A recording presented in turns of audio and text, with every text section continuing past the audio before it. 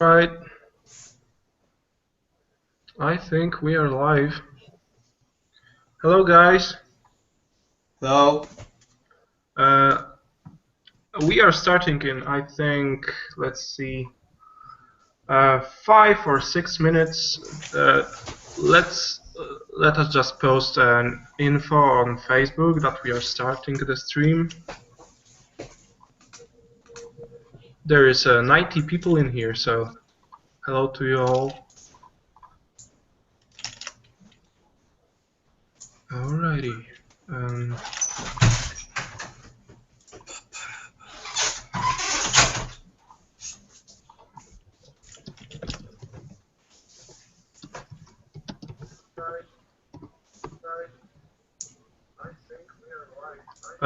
Darek, can you mute your... Yeah, okay. Okay, that's good. Mm-hmm. Yeah. Okay.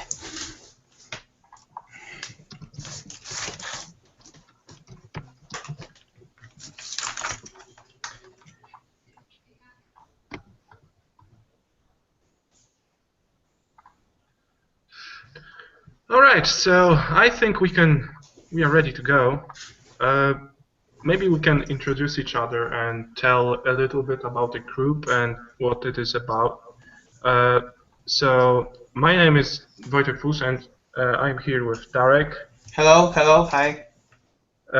We are both illustrators and we just came up with an idea to share and help people grow with their art skills. So because before we got help from other people, we thought we should also share a little bit of knowledge. We aren't masters or whatsoever. We are just people that want to help. So I hope you appreciate, and we got a really big response from the group. There is like 700 people that joined our Level Up group, which is really inspiring, and there was tons of artwork to critique, so thank you for submitting. How this stream will work, I think we will switch between each other. First I will do the critique of the work, then Darek will do his, and then we'll back to me, and so on. So it will jump between us. We have chosen a tiny bit of work because I don't think we could make through all of it. So we will try to make as much as we can during these 3 hours. Darek, maybe tell something about yourself, and we are ready to go. Yes, hello, my name is Darek Zabrocki, and I just want to thank for all the submissions. We review it with Wojtek, and we think it's great bunch of pictures. We are going to make some tweaks with them, but we will try to put into as much as we can from us. So I think it's gonna be a lot of fun, and the first session today, and I hope it's not the last one. So let's start. Yep, let's do it. All right, so I will just take the first piece of artwork I want to critique. Yeah, that's our fancy logo. All right, so I've got a portrait from, let me see, Leah Hardy. I don't know if I'm pronouncing the name correctly. I hope I am. You have to forgive us our English skills because, as always, Polish people are great English speakers. All right, so let's do it. This portrait, let's see, I will just try to make it a little bit bigger image, so let's do it like 2000. Oh, and I want to mention that we will save PSDs after that, and we will send the PSD of an overpaint to you, to the people that were critiqued. So you will also have access to the overpainted file, if that's any if that is any help. Okay, so here's a painting.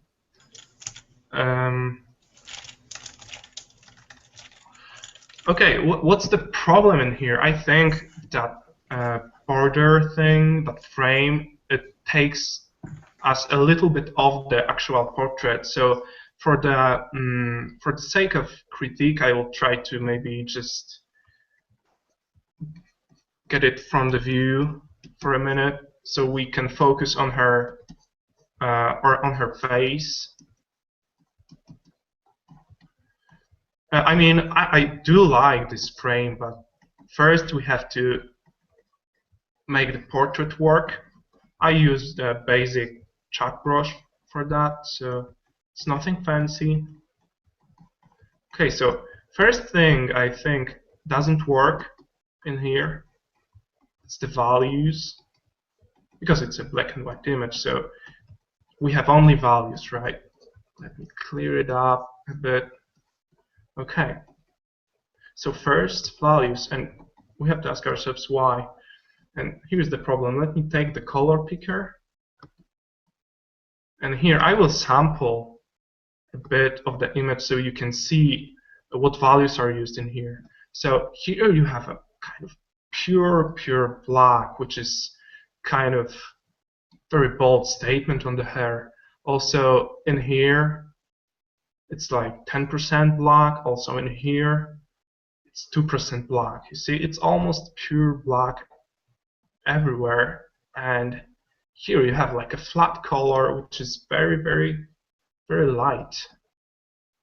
You see, it's jumping all over the place. So first off, we have to make sure our portrait has a structure in values. So we cannot just show like black and white and different values all over the place. We have to think about it in terms of like harmony, what harmonize with each other. So second thing about this portrait is structure. There is a lot of like the way you paint eyes is very, let me take a red thing, the way you paint eyes is very symbolic. Like this is not how actual eye look like. You painted it like, wait, I will just change the mode to color. All right, you just paint it like, you know, Egyptian hieroglyphs, like you see. You think that eye looks like it, but it doesn't. What to do in that case? Like you see, also with her mouth, it's like kind of a symbol of an eye, of a mouth, less than an actual mouth. You see, you look at a picture and you think you draw what you see, but actually your left part of the brain just tells you what a particular thing looks like. And it's like you have to focus on what you see. How can you improve that? You have to do a lot of studies and just look at the thing you are drawing and look at and look at your like piece you are creating and just compare. Is that look like the thing I'm drawing? If not, then you have to, you know, make it better. If it looks, then good. That's the way to go. So let me try to fix it just a bit. I don't want to change that piece that much because I want to remain it like an author's intent. All right. So let me grab soft brush, kind of, you know, really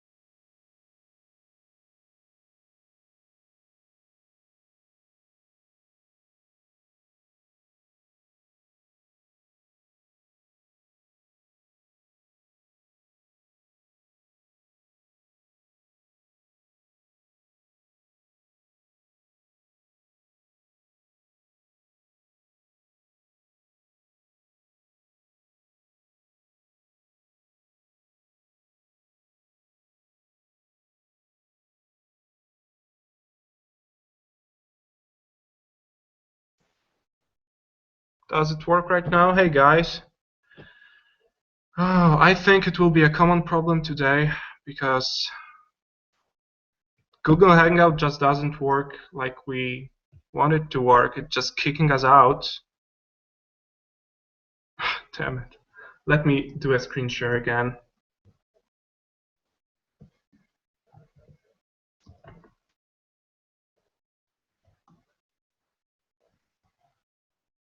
All right.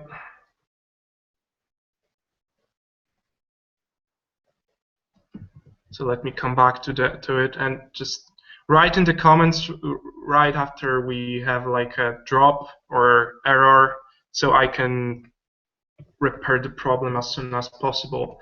So I coming back in here with a soft brush trying to make a little bit more of the soft edges. You see that part of her mouth. I will try to not make it as defined in terms of edge as it was. So maybe a little bit of a soft edge here and there. Also, I'll try to repair its shape because that's not exactly how the mouth looks like. But first off, it's a little too big, and also it cannot be as black as you painted it. I'll try to repair also the. Let me flatten the image and use a little bit of liquify. It's about filter and liquify. It helps me to move stuff around so I can actually shrink stuff, make it a little bit more. So I will just move the stuff around to the point I think it works better.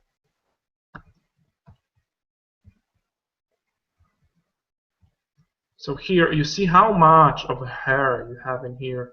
It doesn't help to describe the shape of the head. Like also think about the gravity on her. It falls down, I think. I mean, she could have that kind of haircut, but the way you paint it is up to you. There's an actual bone in here, so we have to like push it off. So there's a perspective in here, like this is a box, so this line should be parallel to this line, and to this line of the like her chin.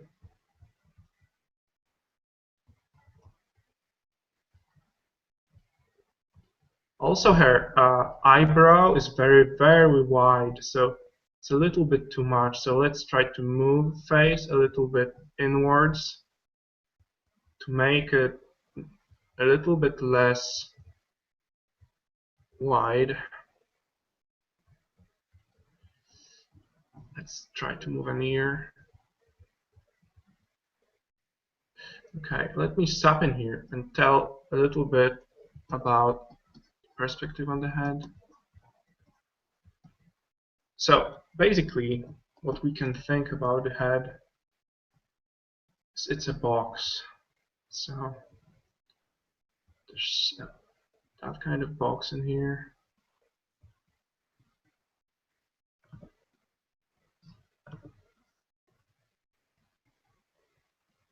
Right.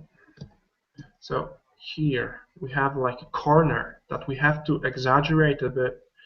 This ear is in the middle of that box, and like you see, it doesn't like compare. It doesn't work with the perspective. So let's try to fix it again with liquify. Let's try to like inject it into the place it should be. Like here we have a corner, right? We have a corner in here, and then the face come backwards, so the ear should be a little bit higher, I think.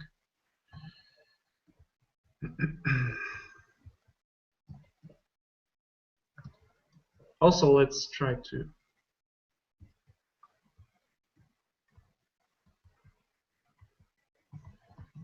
repair the sternocleidomastoid muscle, which is here, this long one.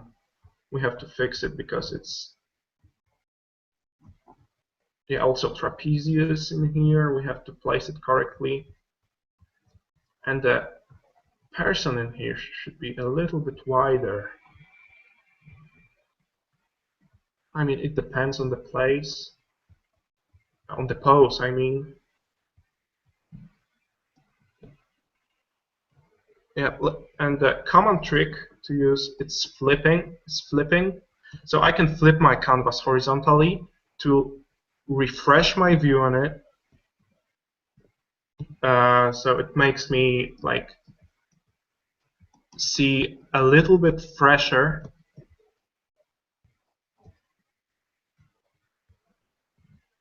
All right, let's try to back off these values, very dark values. I'll try to.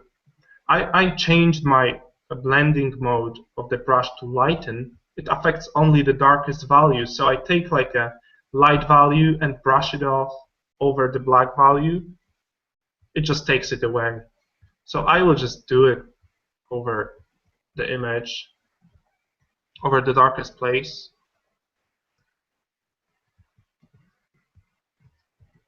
Let's also just think about where the light is coming from.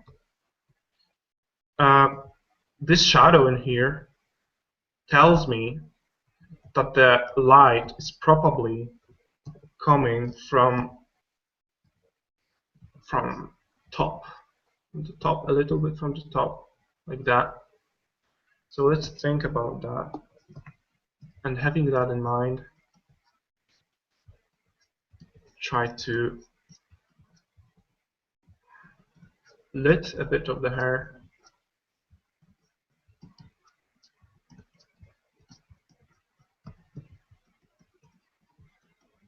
I hope these drops of hangout won't happen again. Let's try to show her cheekbone a bit. All right, let's come to the eyes. And you know, the way she painted eyes, let me just fix it very fast.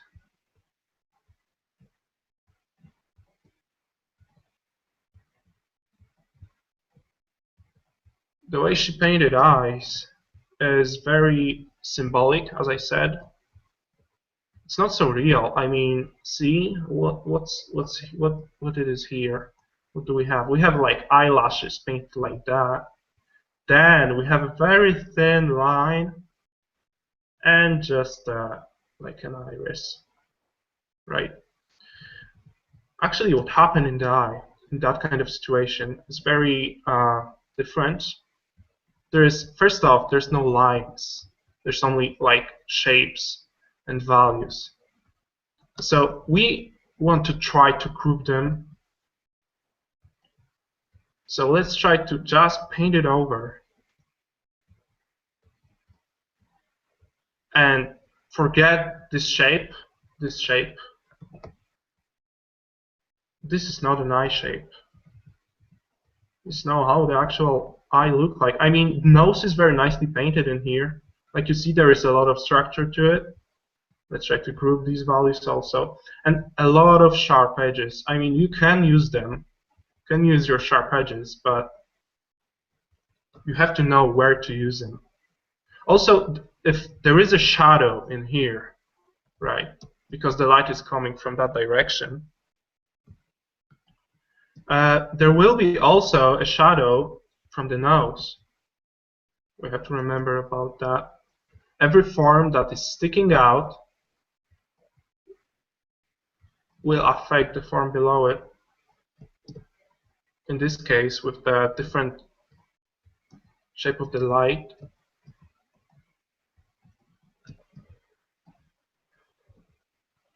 And the nice tip for painting like woman, especially woman's eyes, what I found during like live drawing sessions is painting an actual eyelashes as a grouped shape, which you see here. It creates a very feminine look, which is very nice. So remember about shadow, that the eyelash is casting. Let's try to indicate that there's some light coming in here. Also that the eye has like a depth. Alright, I think we are a little bit slipping off. We have to think about the jawline a little bit more, make her mouth a little bit more attractive. So it's very yeah, we need to refine its shape. And again, there's a lot of inappropriate values all over the place. So I'm just playing around, coming back and forth. A little bit of grouping values. Right, so again,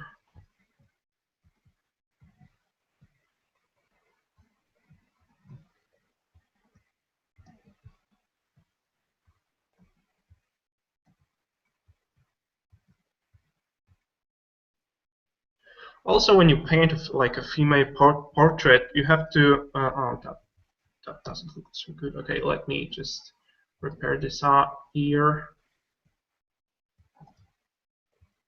Let me just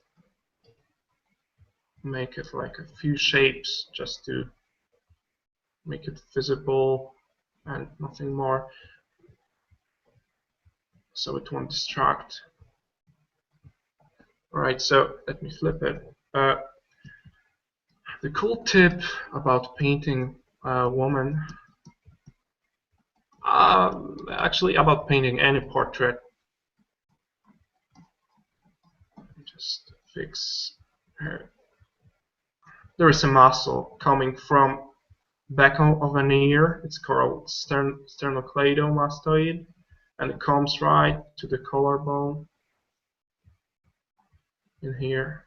So it would be nice to show it. I mean, in terms of female, you don't want to exaggerate it that much. There's a trapezius coming from the other side, so we can just play around with that.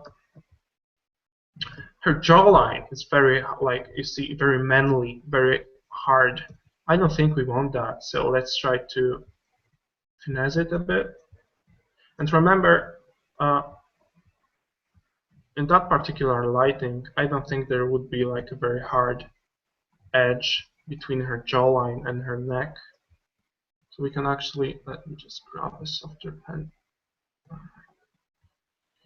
So like you see, I'm using a lot of soft edges, which is, I mean, just the preference.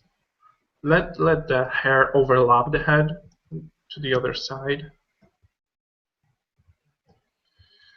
Right, let's just. I don't like this area. We have to like. Right, I think her neck is too long. Like the collar starts somewhere in here. So we have to fix it. Also, like you see, a lot of our composition changed. So I will adjust the canvas size to our composition. Let me also fix this part. This will be the part of her like breast. Let me take the head, flatten the image, take the head, and just move it a little bit down like that, and erase in here so it fits.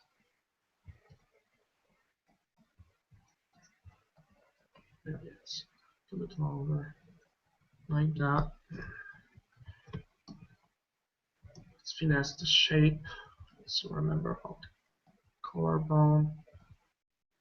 Somewhere around here, there is a shadow coming that would fall in here. Right. Also, if there is light coming from below, like that, it will fall on that. So take that value, high it up a bit, and just make it visible that the surface facing the light source is a little bit lighter. Okay, not forget about her hair like hands. It's a little bit too.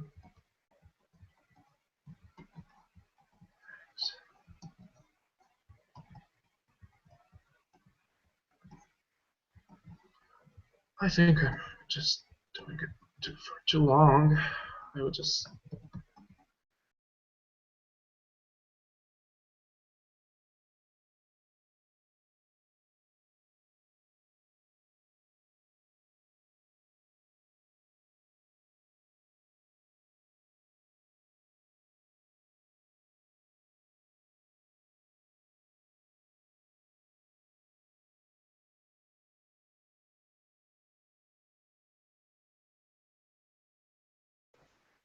Yep, yep. It was a drop again. Let me do a screen share. I think we'll switch a lot of the times today. All right, coming back to this piece. Sorry guys for that.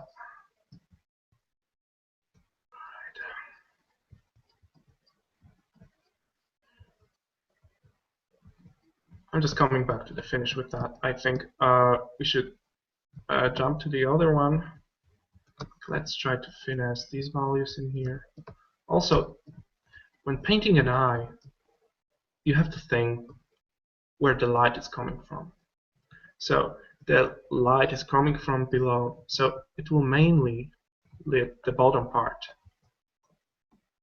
like that. So here we have described an eye socket, and a little bit of light would enter an actual eye in here, just a tiny bit, just enough to suggest that there is an iris out there. Later on, using the darker values, we can finesse up this part of an image.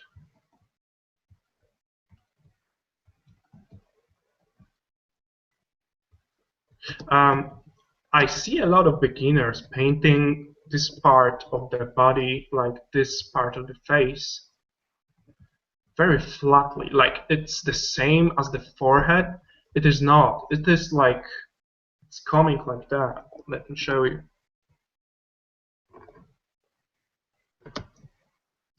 But there's some people asking me why am I not using livestream.com. It's because livestream is very laggy for my computer, and also it doesn't allow people to like. I wouldn't be able to paint along with Darek, so that's why. I know the Google thing is very buggy right now. I think it will get better.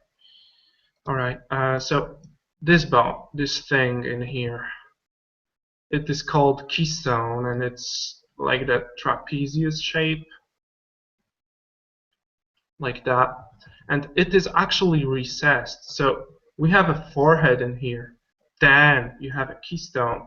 So if that, and then here you have like a bridge of the nose, right? Like that, and there's like an eye socket coming from here. So when you are looking like at that, the light is coming from this direction, and it mainly hits that plane, right? This plane actually is quite on the same like angle as the light, so it won't get that much light. So that part would be darker. So let's apply that. Take this and darken it up a bit, make it a little bit softer edge. Also, look at that. There's like a hard edge in here.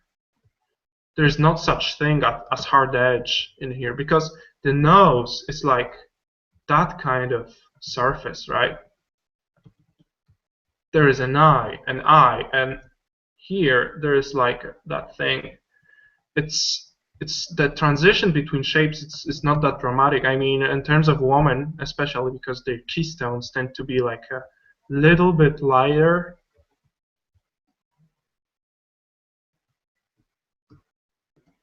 So let me also fix this eye. Got a little bit out of control. Also, painting for shortened eyes is a damn hard thing. You have to practice it a lot. Try to paint eyes from the masters, like look at Sargent's eyes, like how his strokes are like perfect, right, spot on. Nothing was missed, and that's the way you want to paint eyes.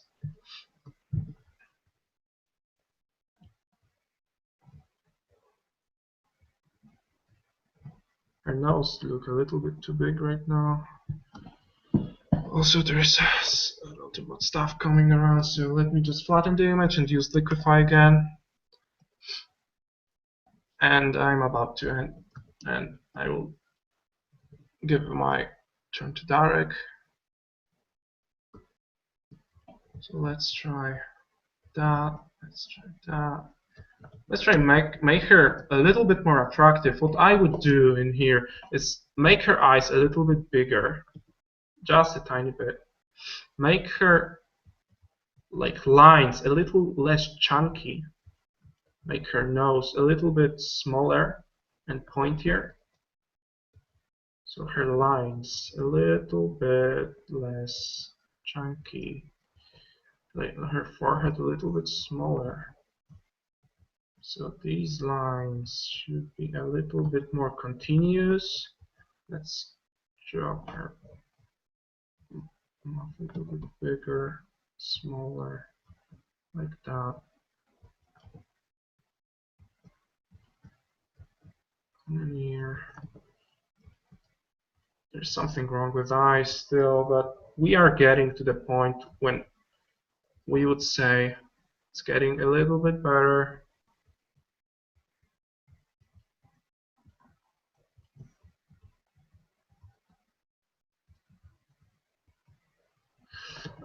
From now on, I would like think about her like shape, posture.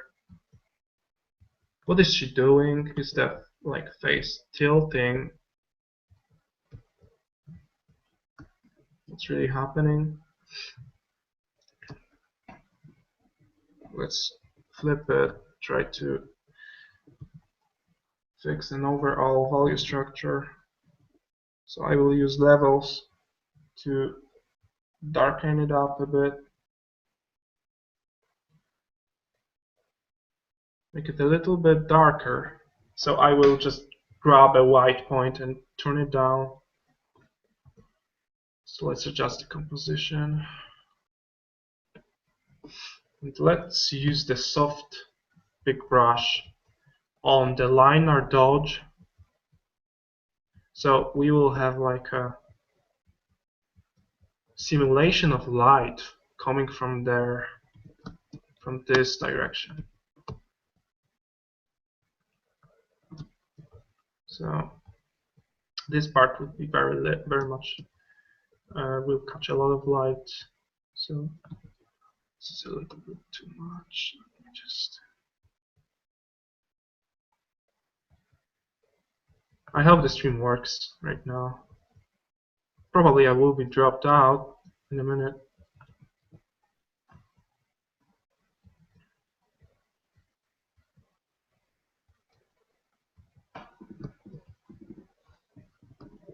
And right now I would, take a darker version of this brush and try to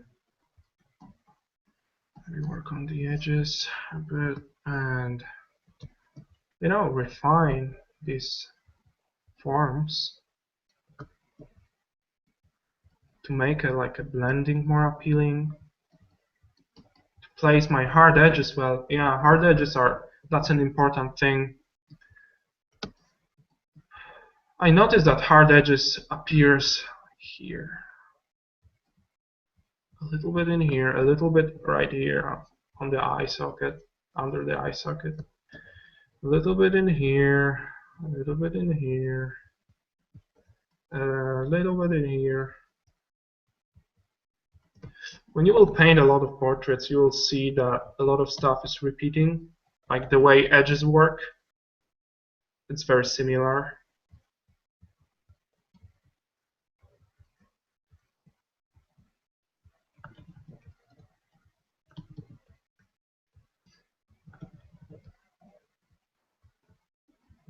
And be careful with hard edges. There is like tons of. When I was in school, a teacher tend to tell me that it's easier to make a hard edge than it is to make a soft edge. So you have to be careful with your hard edges because too much of them make your work look a little bit like not that mature and real. Because when you think about it, when you actually look on the like a world with your eyes, there's not so much hard edges. I mean, there is, but only in the center of your vision, right? Only in the center of your vision there is like a focus point. When you focus and you see very clearly, rest of it is blurred. So it depends how you paint, but I really like that effect. It makes I feel that it makes it a little bit more like realistic. Also remember about the shadow under the lips. I think her lips are a little bit too dark. Let's try to lit them up. Yeah, and that's a little bit like.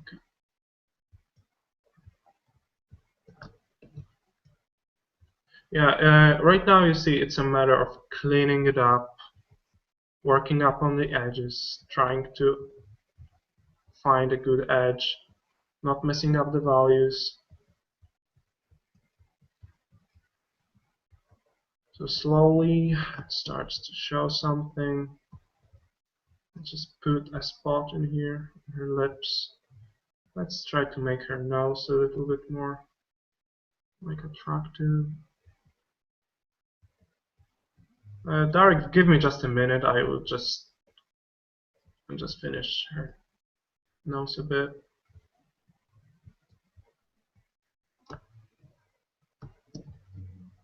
There's a lot of unrendered stuff in here, but I'm just trying to.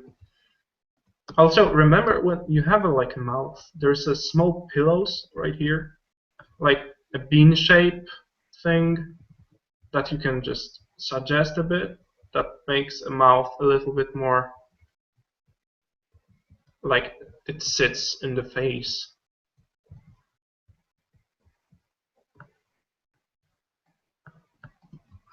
Also, be careful with your cast shadow under the nose because it tends to look like a mustache.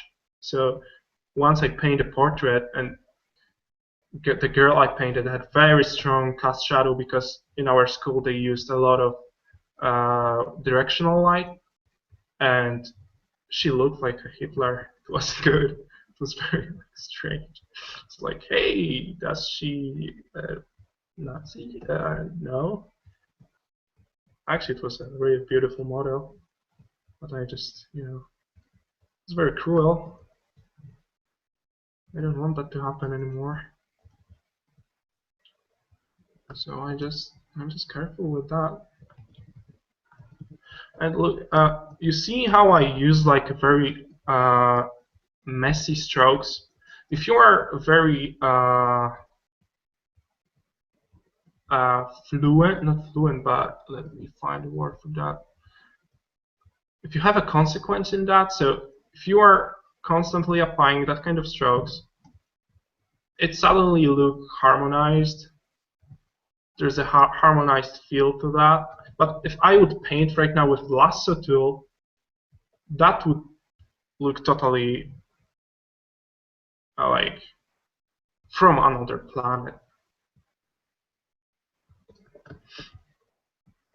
Right, so also be careful. I tend to paint eyes very softly. and then just make a few hard edges around them, like here, here, and maybe I do not paint iris shape very hard. It's very soft, but I paint very hardly, like reflection shape. So make the eyes very uh, alive, a little bit more alive and wet.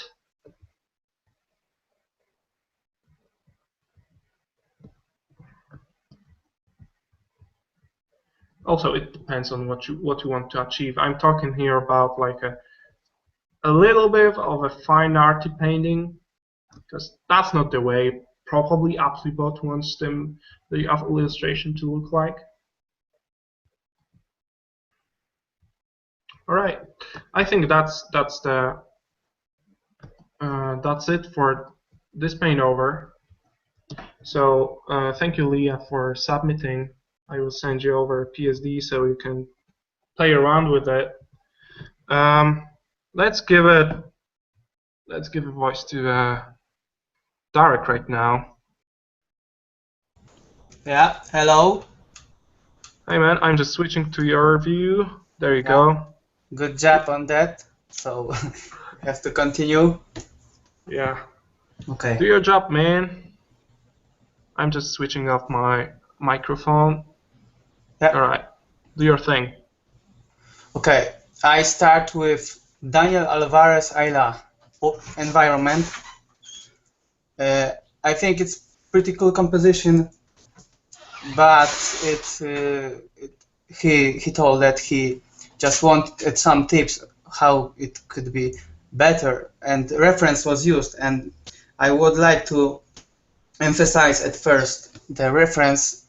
If you use photos and it's not just the nature, you have to remember that the darkest part are just not the same on every plane. So you have, okay, we switch to Photoshop, and you have the same dark gray and dark blacks here on the foreground, here in the background, and it just gives you a dirty effect which flatter all overall the picture.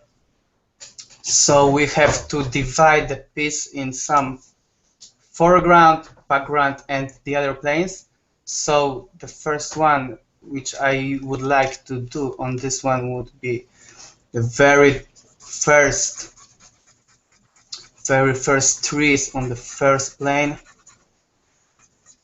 which are giving you the impression that is closer to you. It just shouldn't, and it just couldn't be that much dark as you used to do. So I will throw in few very initial strokes, giving you the impression it is tree. I like the way you make the shapes on that, because it's not just, you know, that kind of brush stroke. It has some shapes, some edges, and it gives very cool feeling. So I just always do some first very big brush strokes, fragments, and trying to fade out a little bit what is behind them.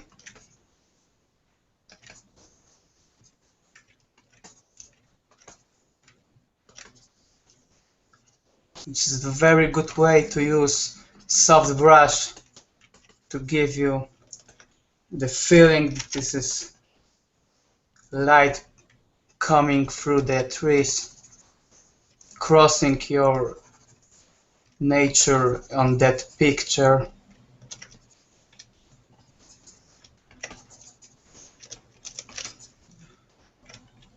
You can of course can of course just leave it what you did as your outline to what you want to do further. So I just switch it, and yeah, you see this is the blending shades and on overall picture. This is kind of mist effect, but I don't want to stay with that, and I know you didn't want to do this. So first of all, let's make some ground here behind the trees. You can make just horizontal and suit everything to this, so you don't mess around with perspective. You can see and show how the trees are set in the three-dimensional view.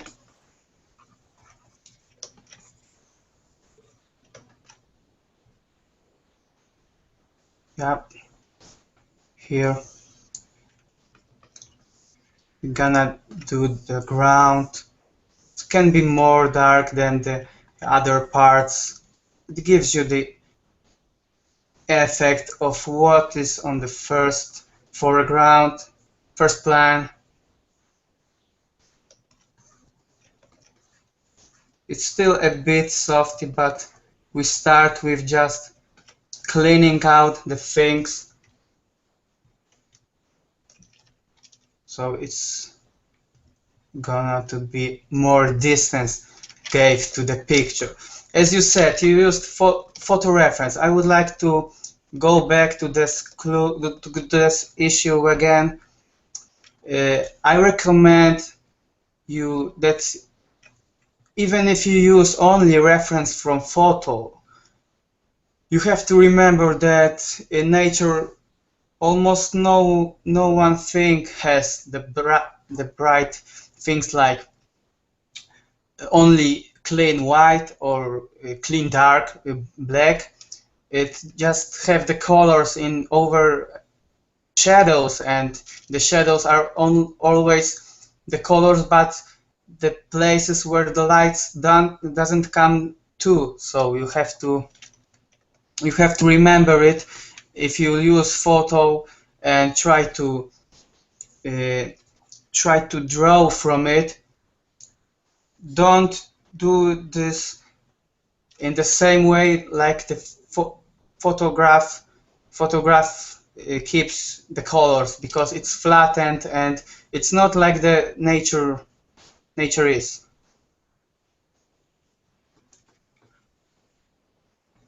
You can make more shapes of the trees around.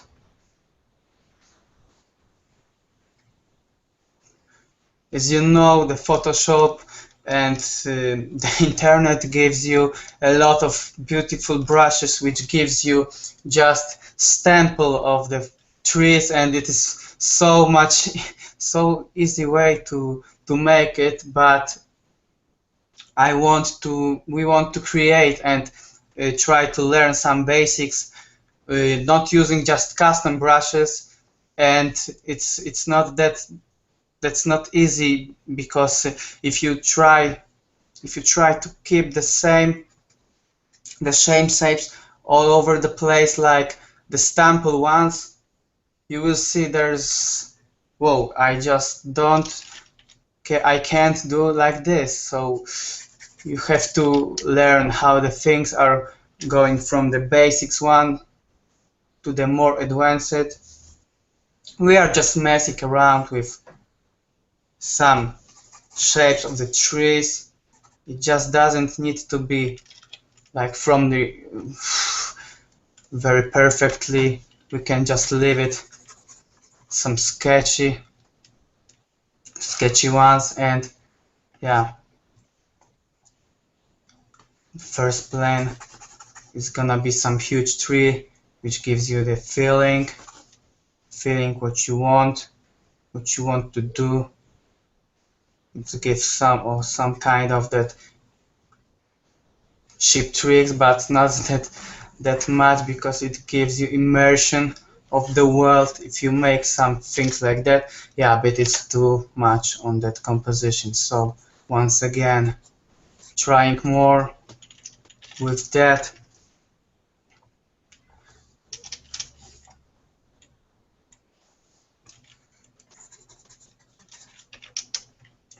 Finding some shapes. The reference are good to find the shapes of the tree, because it's not only the one huge pile and some branches. It can be just the second one, which grows exactly from the same place, because it's all connected with the roots under the ground.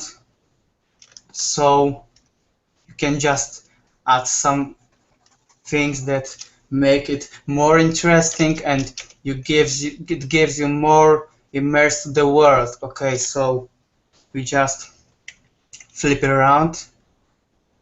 So more and more trees. You can block the layer, and you have very simple and fast effect. You can separate your plants. You can make something more darker to give the feeling it is closer. Some things can be lighter to give the feeling that is in more distance. We can just multiply the layer, clicking Alt, and the layer will be multiplied. You just can give it more to the distance, stretching out. Again, it is clicked as block, so again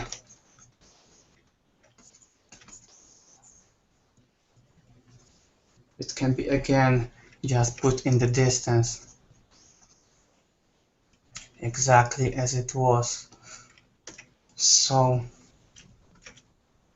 don't forget to keep the foreground the most dark part of your picture. Don't try to use the same value as it is on the first plane in the background, because it will gives you the feeling something is not good.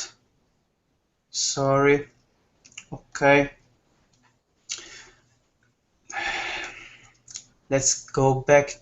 Yeah, you have very good light in here, because we just tried to separate the plants. We can again put the lights on, but the first things I just want to work on the levels a little bit yet, just putting some more darkness in the place here, so you can see it more contrasty and more catch eye. Again, just flip it, and we can just go back to our trees, how it will be after the levels effect. But for now I just want to go back to the light again, because I really like the way you did it. So you put the light between the trees.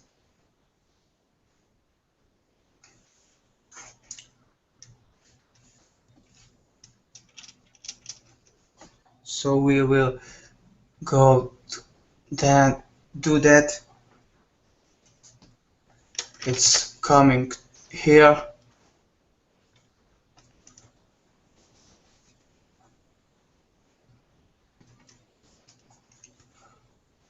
As it was.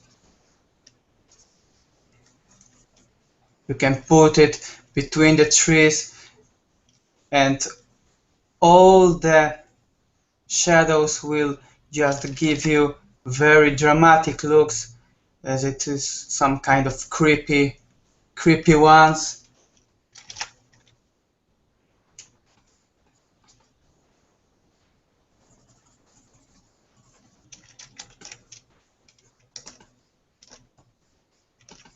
You can differ your light from the place it's coming. So we assume that there will be another shadow from the tree we don't see yet, but we will do it here for instance.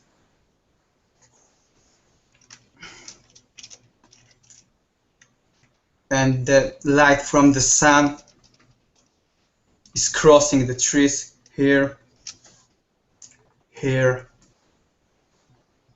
and here in the distance. So it gives you a nice effect of what's going on when the light goes on. So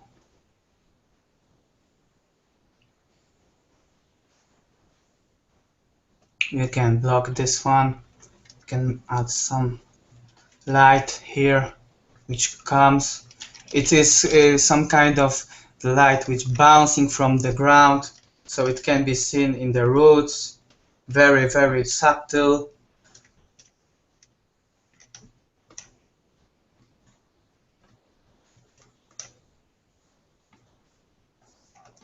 I would suggest to change the colors a bit yet, but let's focus for now on the basic lights. It can be just stopped by other things like branches here, which doesn't want to be shown, and here the lights coming from the we just can polygonal lasso too and just see how the lights puts from the tree around. So you can add some very nice sunbeams, which gives you the really feeling of, yeah, I know it's just curved a bit, but don't take it serious.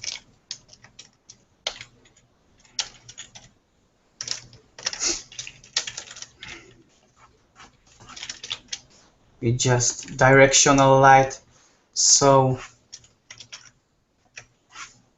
you can cheat a little bit.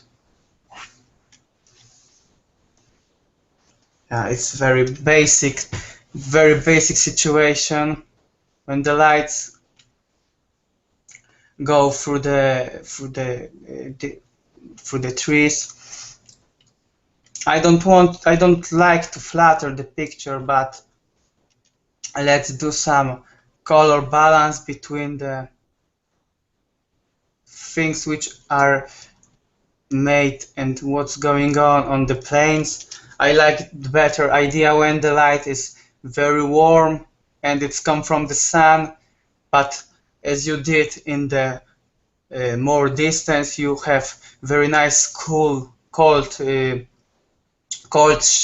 shadows which are enlightened by cold blue, and it's very nice the game of the between the orange and blue ones.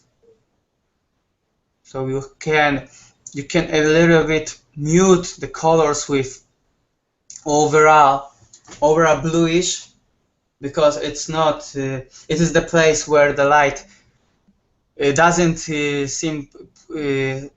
spot, so you can make it a little bit more bluish and greenish, of course, because the shadows casted from the leaves are also greenish. So we can add some things on the flattered layer. I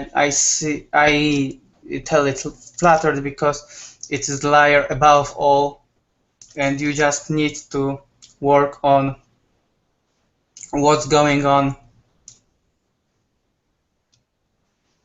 above the things we did previously. So just very simple things out there. like the ground.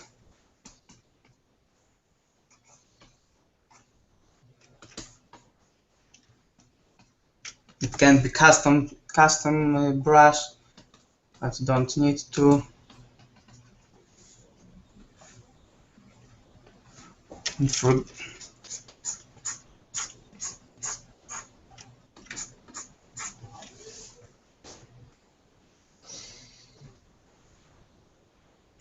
What I do right now is finding some colors for the trees which are in the most lightened places.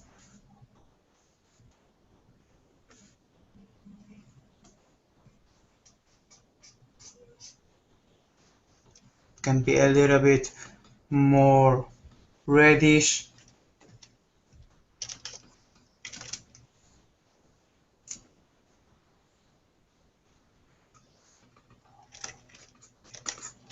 Yeah.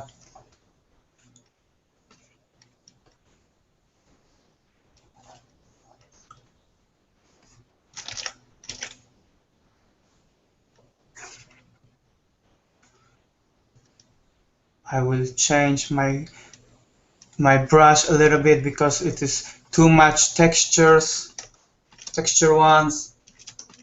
We need just clear strokes which gives you the effect of work of the light.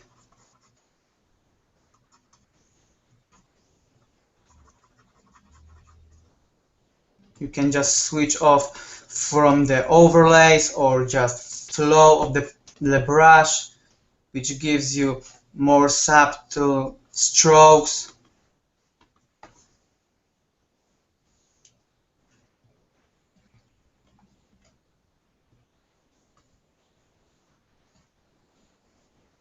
The light is coming here, and of course the light is much more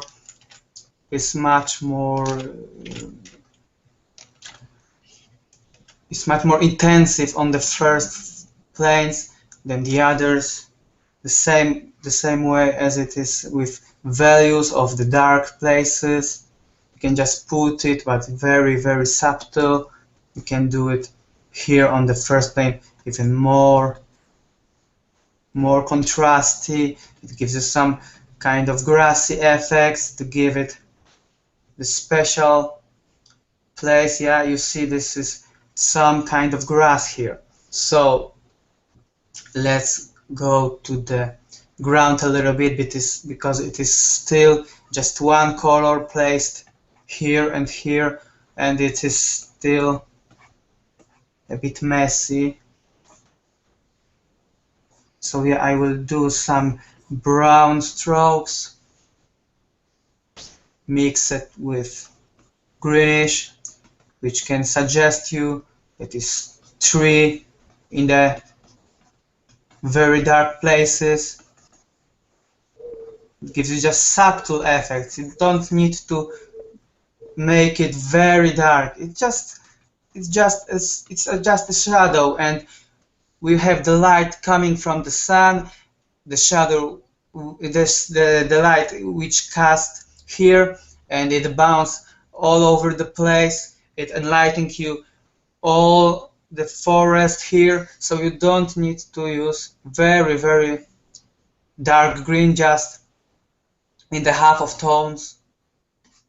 You find a good one which suggests you that in the shadows something is going on, something that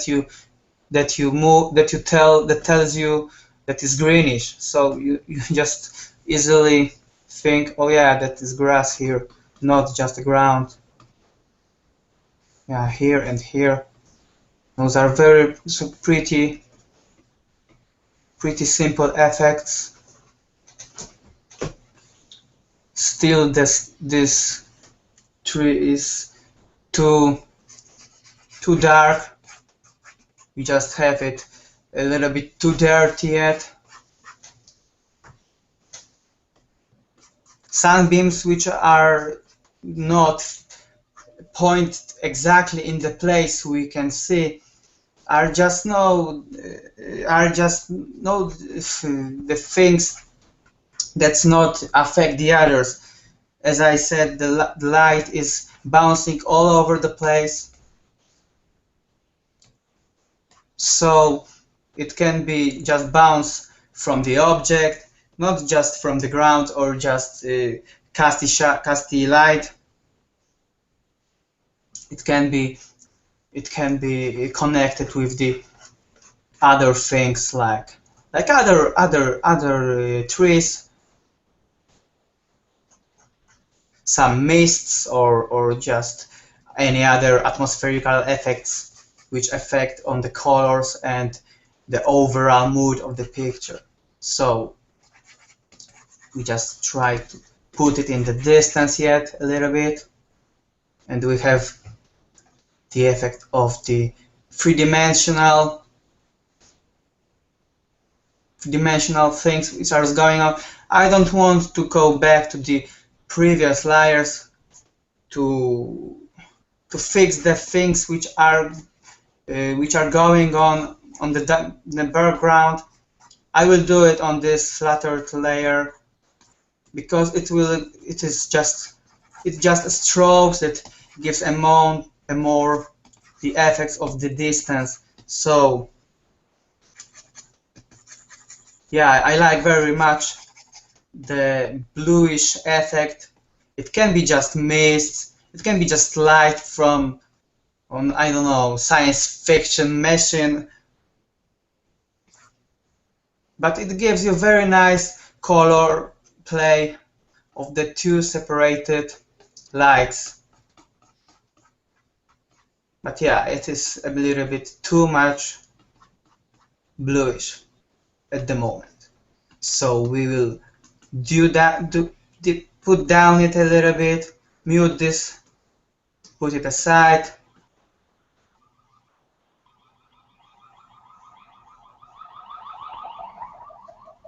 Okay.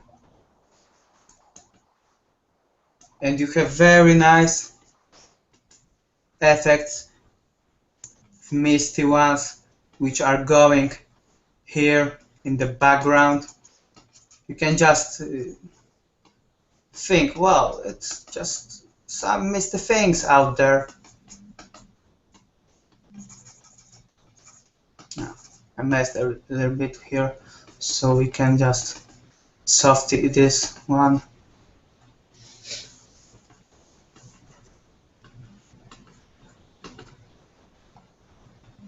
Giving some extra touches of the additional trees here. This just don't need to be the same size of the tree. Don't forget that more diversified the picture is, the better it's for you. So you can have the trees which are just very, very big and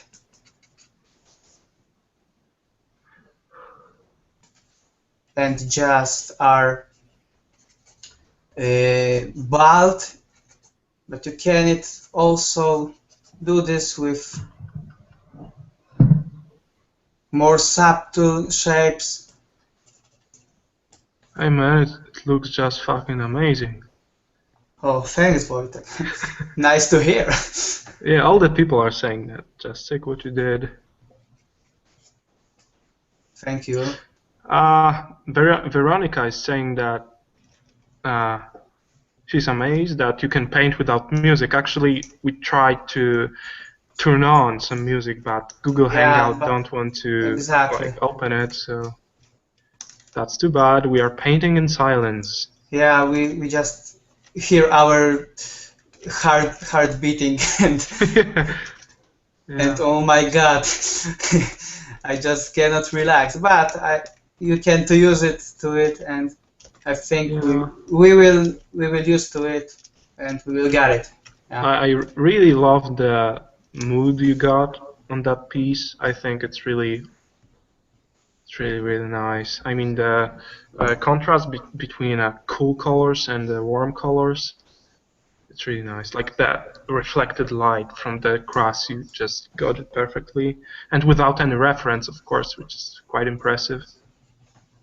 Yeah. Just want to separate this plants because it is just the key on this picture. Overall picture. Let's see this again. It just doesn't look bad. It just needs more pushing distance, more pushing the elements in the distance. You just need to subdue the colors, which are very reflected with the darkness, the dark parts, as I said and on the very beginning. And you just need to clean it up, so you will stay with just warm and cold colors, cold shadows, and you will divide it in the place. So I think it's very nice in here, but it needs just a little bit more division of the plants. It's just the key. In every environment, I'm just not the master of environments. I still learning a lot, trying to be better in that. But I see the division of the plants is just the key. All right. Okay, Wojtek, you want to Yeah, go we can move on? on. It's like we are like 1 hour in, so we have made two Yeah, okay, rather man. long overpaintings. That's really cool. And from now on, I can move to another piece, and maybe we will try to go a little bit faster. I mean, two long overpaintings Yeah, are cool, and then we can, you know, next week we can do the same, like two long okay. overpaintings, and then two a little bit faster. So.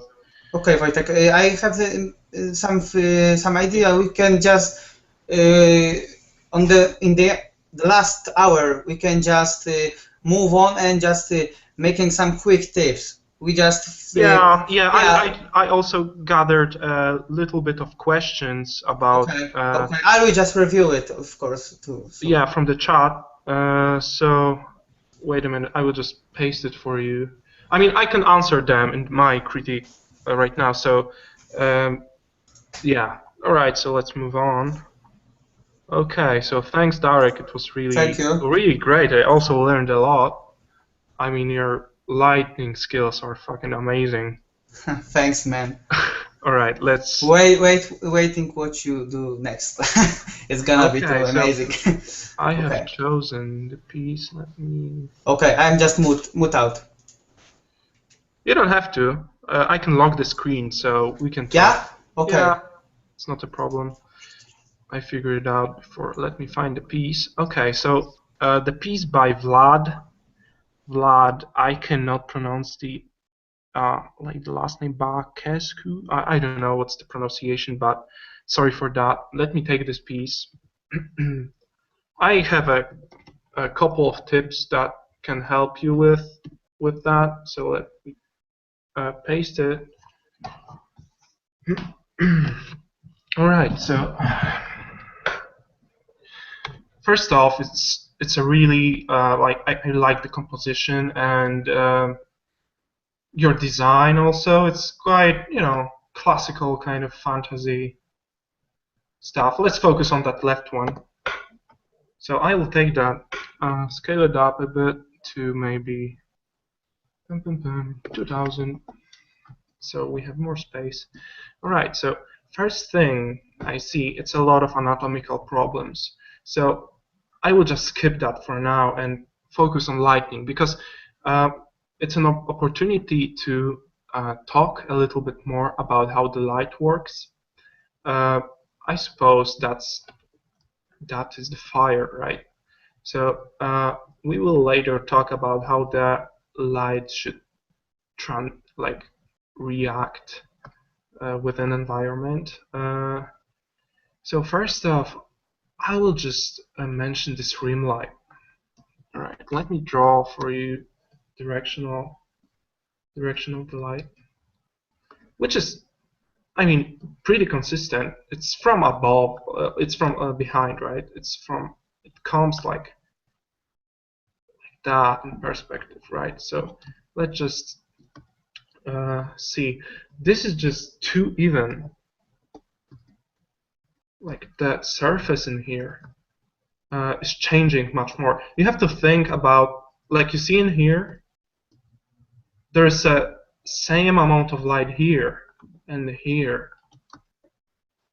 and it's all like one consistent line. You see, it just um, doesn't describe form that good. So it's just a flat thing. You have to think what's happening underneath. So what is that for? Is it like let's draw through that for a bit so we can lit it up more believably. So here you have like a,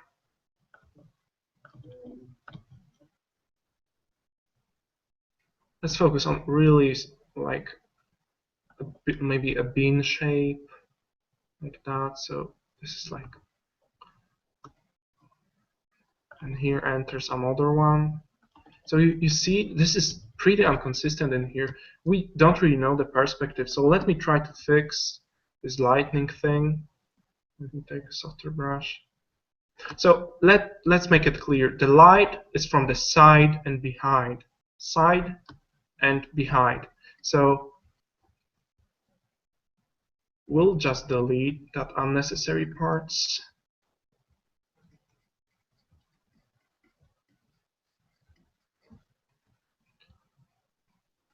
Make it a little bit softer in some places. Differ it.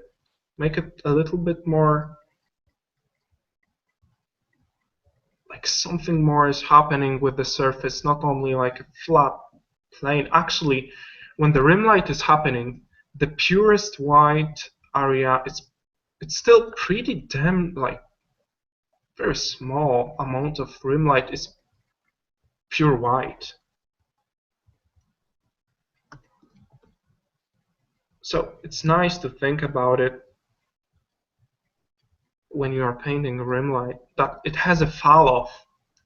It's not always that strong. Also, you see, this is like a tail, right? So it casts a shadow. Let's say it casts a shadow on that.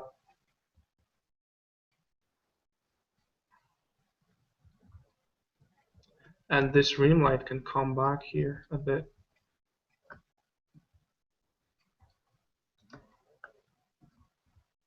So if it's on the side, the form of the tail in here, let me think how it goes on, because it's pretty flat right now. It's like bam, bam. Nothing is really happening in 3D. So we have to wrap it in some way. So let's just think that this is the surface like that. So this is coming like that, and in front of her. Just try that in front of her. So we have a clear view on what's going on. So a lot of light would fall onto the tail.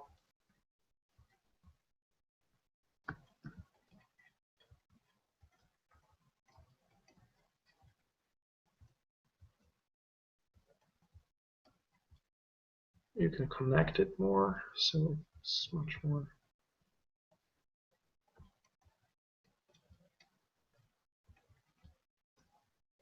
Let me flip it so we can see it a little bit more clearly. Yeah, the shadow part is much more bigger.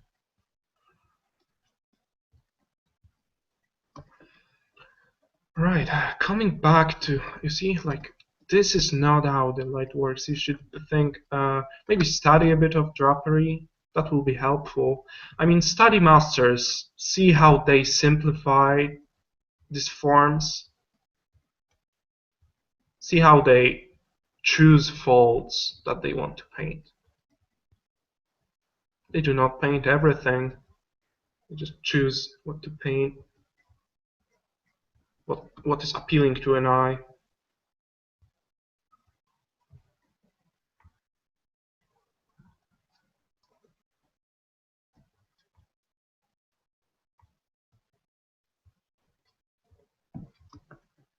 All right, so also there's a lot of structural problems in here, like this is not described as well. I understand it's a like work in progress shot. Okay, so I will skip that. Also, you see the things going on with her tail in here. You should think about it in terms of 3D. What's happening? It has fangs, right? So you got this fang, and you can inject it right in front in your form. So it is actually in the form, not just like a flat thing. You can like lit it a bit, so it also casts a shadow that is relevant to the light.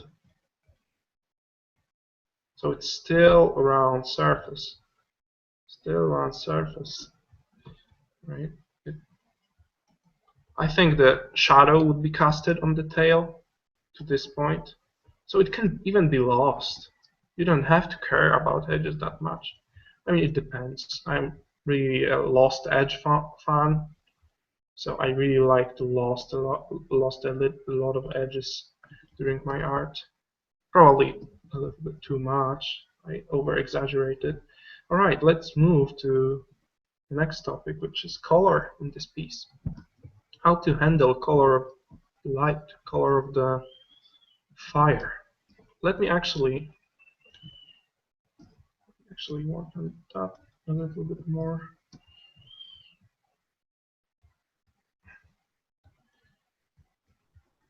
So first thing to think about 3D, draw through this. What it is doing? Is it coming forward? Is it coming backwards? You can practice a lot of that just with pen and paper. Drawing stuff in 3D isn't that hard. So it's just a matter of drawing simple forms, because I think that's what you have a problem with. The simplest stuff possible, which is the simplest stuff to, of course, practice, not to master. So just devote some time with a pencil and paper to draw like spheres, cones, and how they like work with each other. All right, so the color of light. Actually, I have looked through the Google to show you the spectrum of the light. How is it actually physically working in terms of temperature? So let me paint it. Let me paste it in here. Like you see,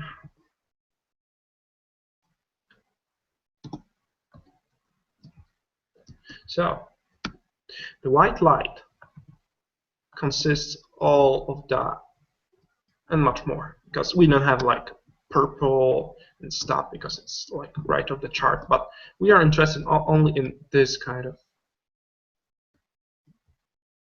temperatures like right now. So when it comes up to paint fire, fire is quite warm, like the warmest thing you can think of. So you have to go like here. Let me sample that. I want to make it the clearest statement possible. So the temperature of your light should go from red to orange. You see how it changed on my color picker from red to orange to yellow to like lemon yellow to white. That what light has to go through to look like a light, because basically that's how the spectrum is not designed, but that's how it works. That's how the nature works, physics works. So let me try that. Let me go from, I just don't want to overpaint it totally, so let me just cover it a bit.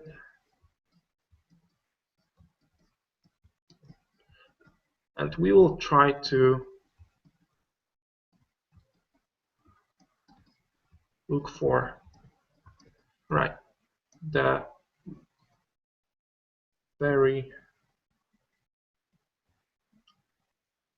simple statement. So let me try a little bit of red, maybe more saturated and lighter.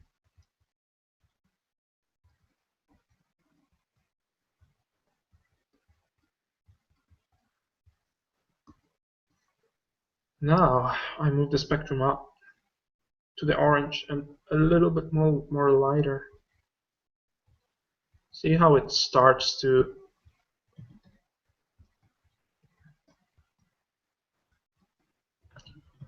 look a little bit like fire, and a little bit more, and a little bit, oh,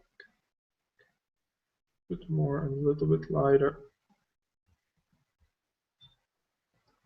When you are coming closer and closer to the origin, let me take a more.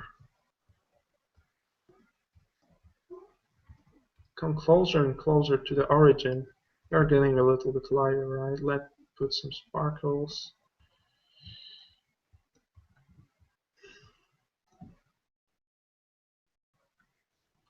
Let's take a little bit up. So it's like the highest saturation right now. And right now, it comes in terms of saturation back and more into white.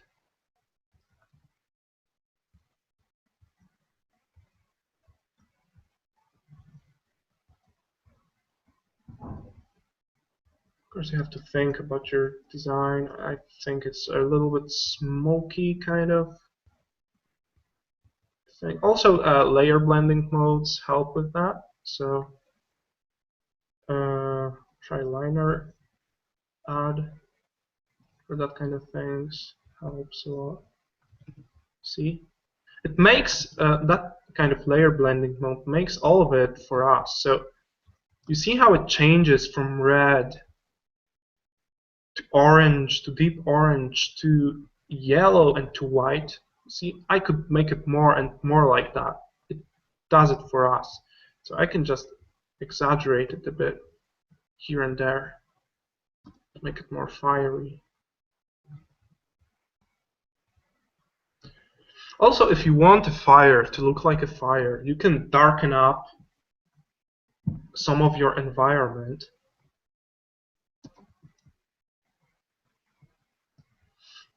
So let's lit it by the actual fire.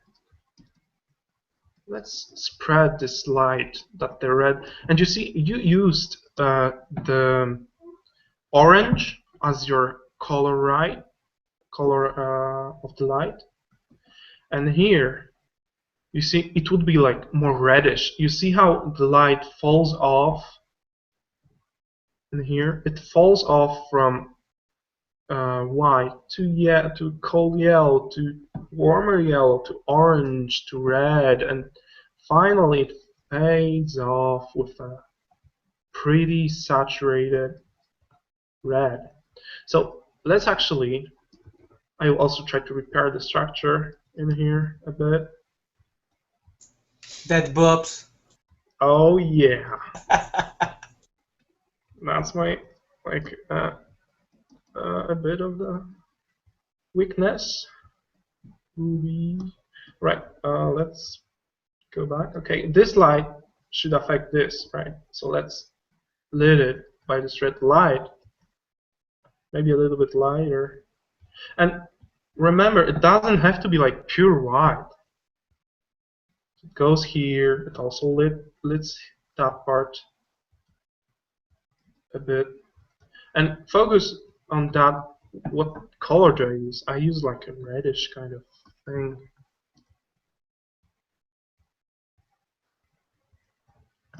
You got it pretty close, but to make it more and more, we can use actually a little bit of the orange and then red. It falls off.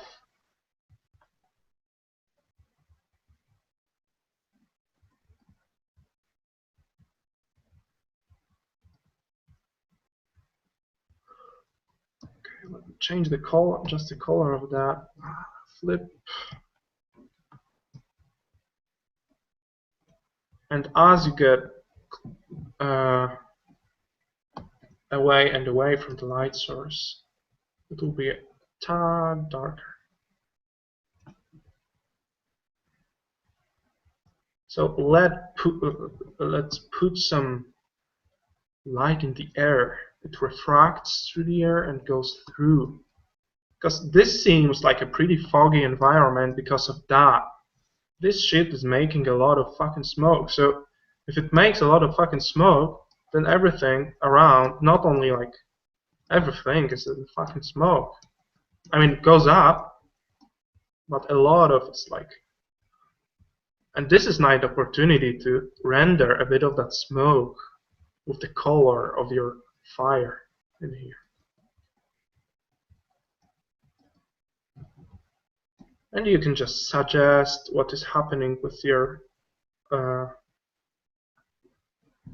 hands in here. Just suggest. Oh, this is fucking fingers. Right, it just goes on. And remember, smoke is also in 3D. It's not a flat thing, so it overlaps. It has a form, right? And I am making it more red. As it goes closer, it's much more warmer.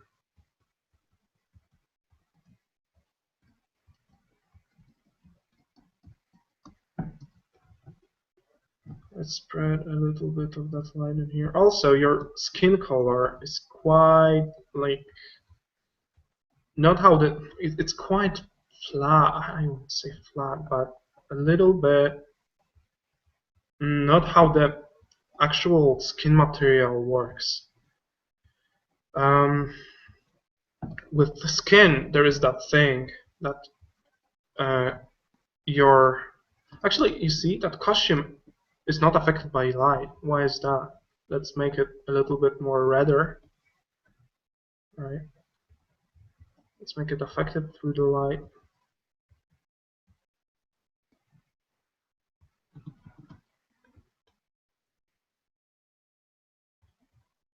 So a little bit of light falling in here. And in here. And here, it should be darker. And probably more saturated. Because no light is getting there right now. So we can make it pretty dark. Also here. Can lost some edges.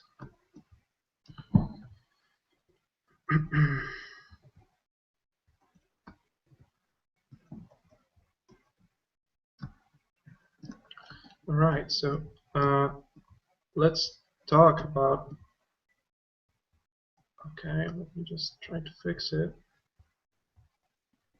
I will sample some colors to make this more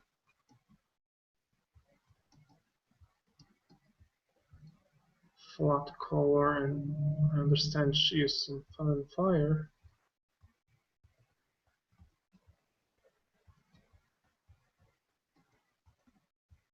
So the light source for that, let me use a little bit more saturated stuff in here.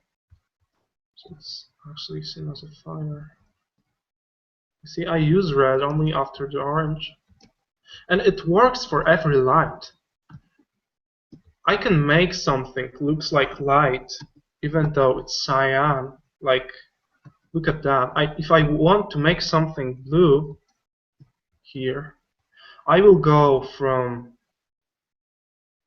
really deep blue in here, really deep blue and saturated blue. Let me show you. It's all on normal layer. I'm going from blue, right? Deep blue. So even a little bit of dark. Then I'm moving my slider towards cyan a bit and lighting it up, adding a little bit of that transition. Again, a little bit towards cyan and lighter. A little bit towards like even greenish kind of stuff and lighter. You see how it creates a feeling of actual light being lit? I'm just going more towards light. And of course, after that, you can work with your blending layers to like make it a little bit more to pop. Yeah. So coming back to that piece, what time do we have in here? Right, still got some time, so about the overall composition, maybe let's make it a little bit more. Oh, I was talking about skin, I forgot. So what's happening with the skin when the lights hit it? Let me show it on maybe another layer. So we do have a surface. This is the surface of the skin. The light is coming from that direction, right? So what would happen with a matte object? It will, all the light will be reflected. Maybe not all, and that what makes the color looks like color, but it doesn't go through. It is just reflected. So that what's happened with a matte object. Now, what is it happening with the skin? For example, the skin that thick. This is like a skin, right? So a little bit of light is coming through. A lot of light is reflected like that in different directions, but a lot of it is coming through and scatters around like bam bam and another being bam bam bam bam bam, and it makes it glow, especially on that like covering part of the skin when the where the light can actually get through, and it got like refracted to some point, and that's why the skin is more saturated on like like ears would be like more saturated because it's lit it up because by the light around it, like here the light is coming through. So there's a, and it is called subsurface scattering in 3D terms. So let's try to mimic it. Let's try to apply a lighten layer with a little bit of saturated color in here. So we can mimic subsurface scattering for a bit. Like we can focus only on the edges like here. See? The light is hitting so hard, it will be a little bit refracted. So we have to remember about that, and it would create some kind of that kind of effect, that kind of translucency. Maybe not that much, but you can see the point. Skin is translucent, so it goes through all the different colors that you wouldn't suppose it will go through.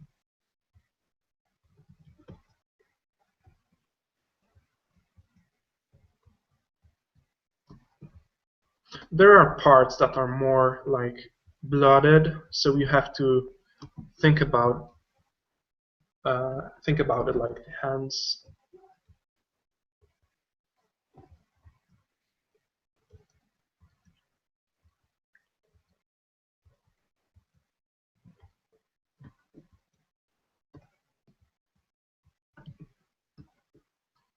Right, I will just make a final like compositional. You see how it looks a little bit more skinny-like? Just a tiny bit. It's an oversaturated effect, but I think you can go from now. Right, let's try to fix some of the proportional issues. I feel like her head is too small for her body, and that's like the main issue. So let me flatten the image, take her head, and duplicate it and make it a little bit bigger. I will just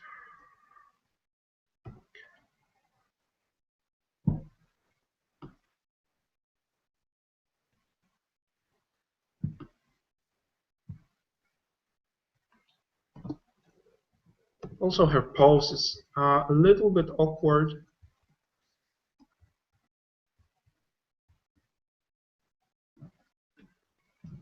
I don't think she could like turn her head that much. So again, let's try to liquefy some stuff. My favorite tool. Right. So what I'm doing, what I feel is good right now. So let me try to.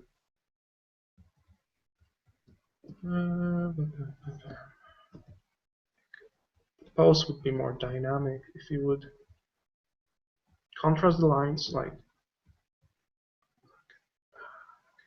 here. Like in here, you have one strong line that is make the whole thing like, you know, you can make it with sounds, and counter to that, you can work on the rhythm of her tail.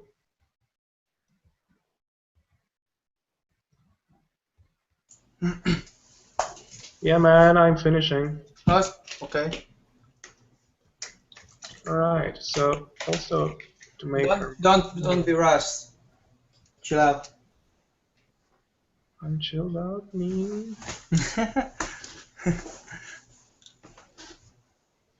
Good speech on too... good speech on the skin lighting and tones. Yeah. I just tried to make it more sexy. Yeah, much more sexy. Like she was just too big. If you will like draw from life, you will notice what looks good and what doesn't. So it's just a matter of experience in drawing a lot, and you will also, like you see in here. So the one thing, this part of her body would overlap with this part. Be right back, bro. Huh? Be right back. All right. And this would be like, there will be some stuff from her suit. And there will be some probably light coming in here.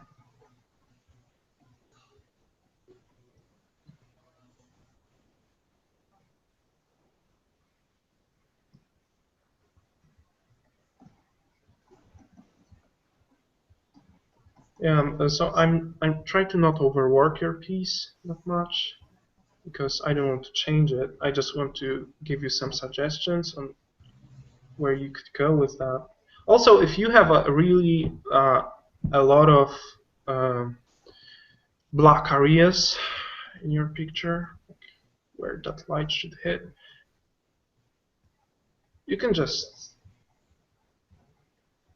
make your light, sample some color from your environment, because that's where that chick is, right? She's in a freaking blue environment, so why isn't she catching any blue light?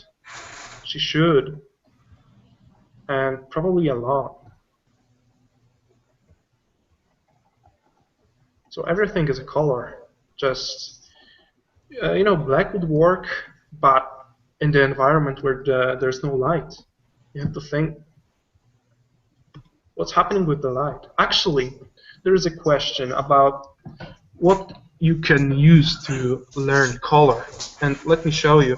Okay, I'm done with this piece. I will send you a PSD if it helps. Let me show you. Let's type in Amazon.co.uk. There is a book by James Gurney, Color and Light. It's the best book on color and light that you can possibly find. Fucking best book. Yeah, this is not that expensive. And it describes the painting techniques that you can apply to actual painting, like how the physics works, but for the painter, how you can think of the light with your like artistic skills, how you can actually apply that knowledge. Also, there is a phenomenal video tutorial that I think everyone should just buy instantly. Of course, it's no, it's not. It's like no DVDs. Let me find it. It's I don't remember how it is called exactly.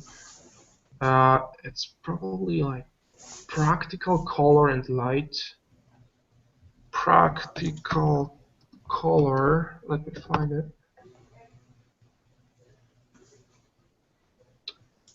Yeah, practical color and light. It's the tutorial you should watch like every day till you are master of that stuff. Even though I watched it like 2 years ago, I keep watching it every month, and still the knowledge is so. It's not hard, but it's very complex, and you can still benefit from that. So it's called Practical Light and Color by Jeremy Vickery. It's $50. It's like a steal, so I would suggest to buy it and just watch it. It's amazing. Okay, I have also a couple of questions that I picked up. So I will just answer that and just go to Darek. So, Wojtek, we can see a big improvement of your work from 2011-12 to 2013. What do you think was the most important factor on your amazing improvement? First off, thank you for your kind words. That's a big deal for me because um, I think the main reason, like the biggest thing that happened from that time was the school I enrolled to. It's a Watts Atelier in Southern California, United States. So I went there for 3 months to study in a atelier environment, and I was really, really amazed. For 3 months, I worked like 9 hours a day for 3 months, and it was very traditional experience. So I just drew with charcoal, and it was all traditional media. So I learned a lot of stuff about anatomy. I learned tons and tons of inspirational people because California is still quite a distance from Poland. So being there was just an amazing experience. I met Hemel, I met Nick. These are just great guys you should find and follow on Facebook. They're great artists. And it really affected my art. It pushed me forward, and mainly, yeah. That's the main thing.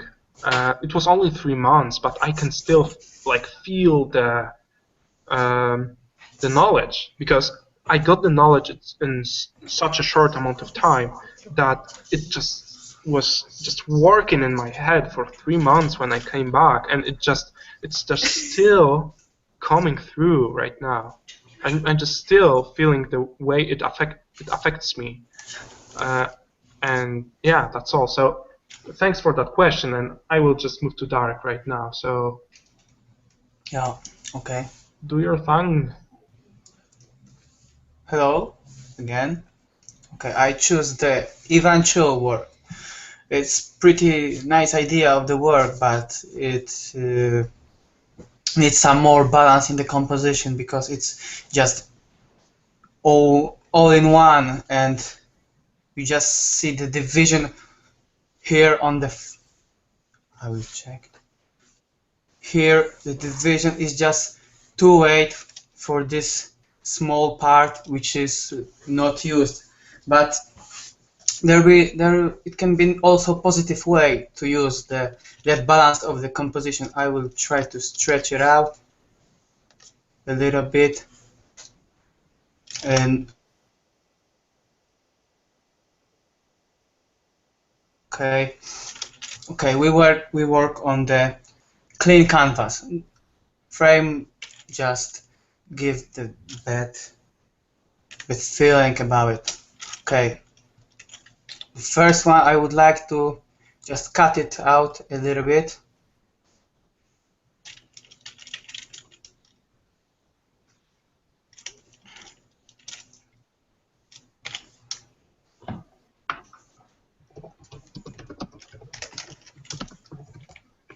Wojtek, can you mute your microphone, please? Yeah, sure. You can just say. Right, do your thing, man.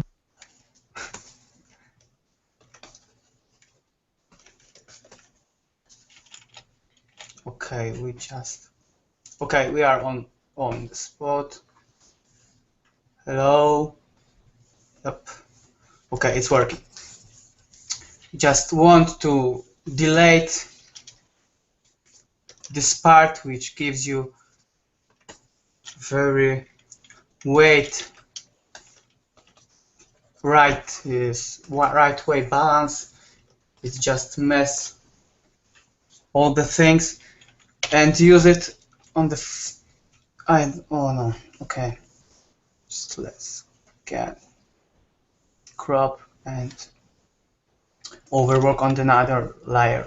We can see the progress of this. So once again, you just click,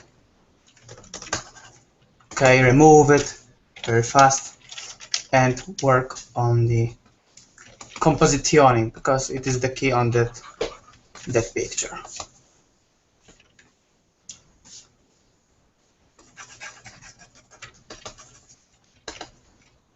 Yeah, you can use very custom shapes on this one. Let's see how we cut the surface in other way. It just gives you more interesting look on the shapes. As someone said on the chat here on YouTube, it is about the shapes. Yeah, it is all about the shapes because the shapes give you the feeling, is it interesting or not? So we can make it some custom randomly looking rock which has a nice shapes. Just flip it and see how it looks here. Yeah, it's just look at this. Yeah, the center plane which was here, it's massive and it gives very huge dimensions, but it just doesn't suit in this place. So we will check when we can do this. So first of all, I just use a lot of lasso tool for environments and make the shapes just not that accurate, but just to see how it will look and fill this section. Yeah, it gives you the effect of something massive which is going on in the background. See, this can be the same shape as it was in the center, but we try to find something more randomly looking and something that is epic too. Yeah, just some pretty simple effects of the stone. And back to the cleaning the background because it's still, yeah, just try to avoid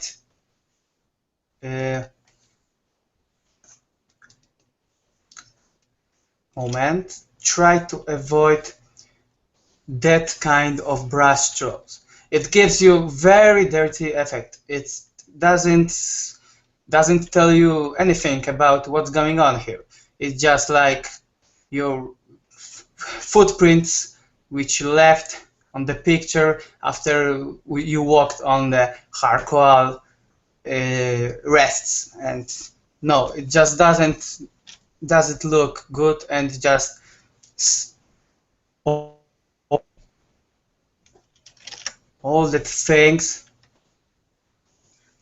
which I also left looks very dirty. So avoid this, and we will do some cleaning up with things. Yeah, my computer is just dying right now. I don't know why.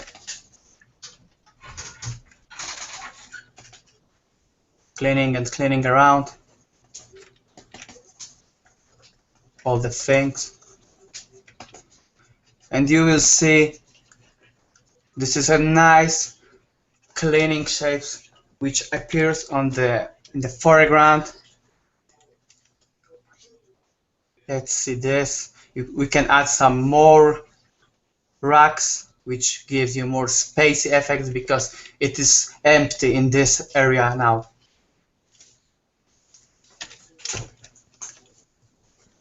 So we can fill again the selection. We stay with that here.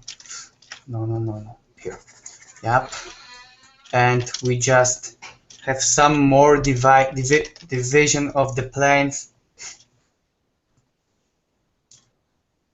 And see how it looks. Yeah, it's just a bit more spacey right now, but we still need some more, making it more just the one thing which is suit, because the style of that and that doesn't suit at all in the same place. So the background, the foreground, sorry, is still just rushy or kind of dirty a little bit. So we can just add just more shapes. Just try to not make exaggerated shapes because it's very easy to exaggerate in environmental pieces.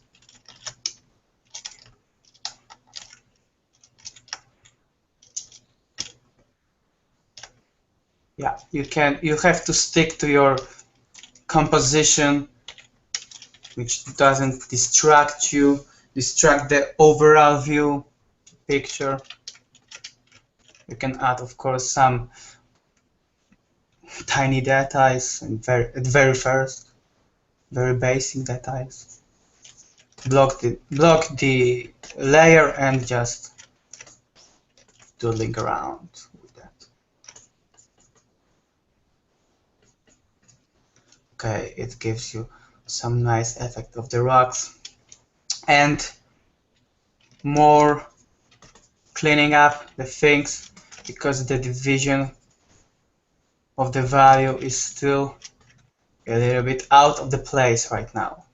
So we can just add some things which are going on in the background,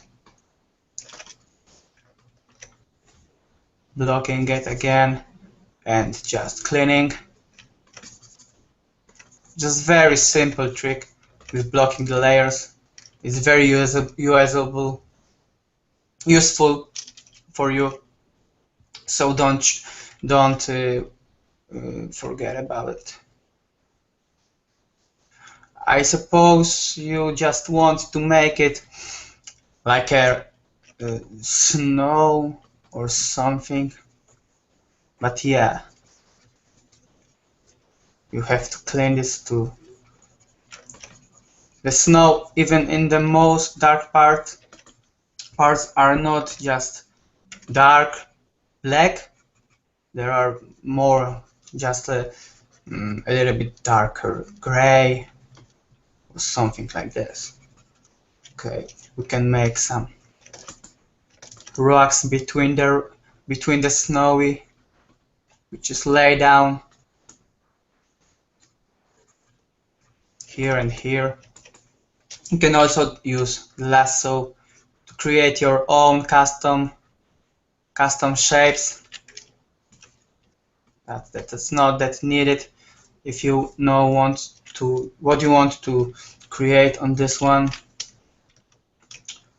So the division of the plan is again what I would like to focus the most, because yeah, I I have to say that I had a lot of problems for years with that issue, and I just was forced on my own to try to fix it, because it's all about your your not learned things. You have to try learn from the sketch. So yeah, just more shapes to make it even more interesting here.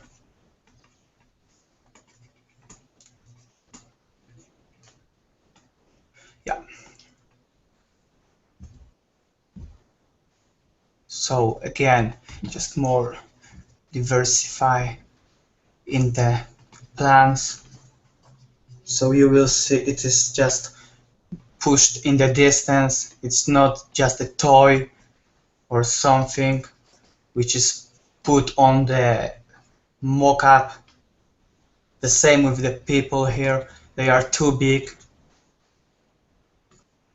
I suppose you wanted to make it even very much epic in the scale, but there are very simple ways to achieve that. Just go and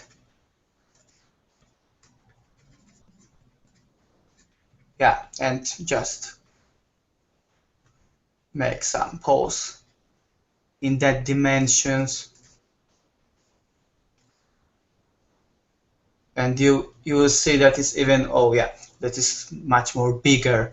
Everything is bigger than the human bodies in here, because yeah, here it was just, I don't know, it was just penguins or what, and the dimensional of that isn't that doesn't emphasize the epicness effect as I suppose you wanted to achieve. So yeah, again with some pose, it can be just, yeah, gesture of the something is going on. From the distance it looks, yeah, it has legs, arms, they are soldiers maybe, for sure. Okay, regarding the ship, it's still just, I don't know,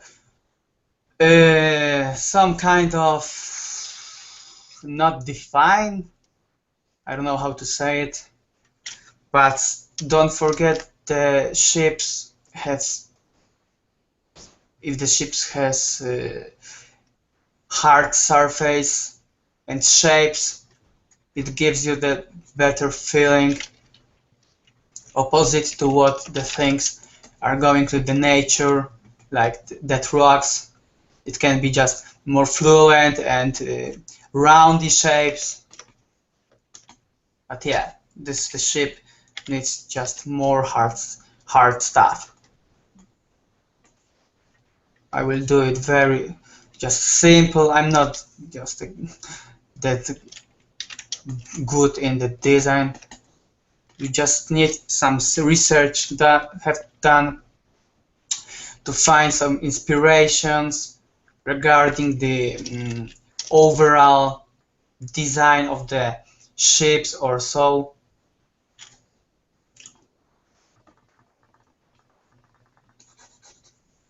Yeah, I will not play around with lasso, just smaller the brush and try to reach some shapes, science fiction shapes. It may be derelict or something.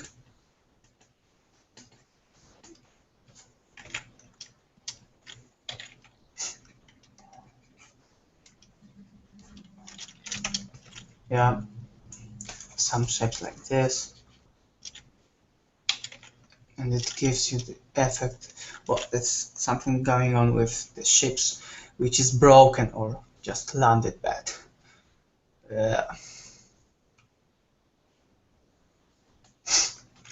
Okay, let's put some more work on the darkest part of that ship.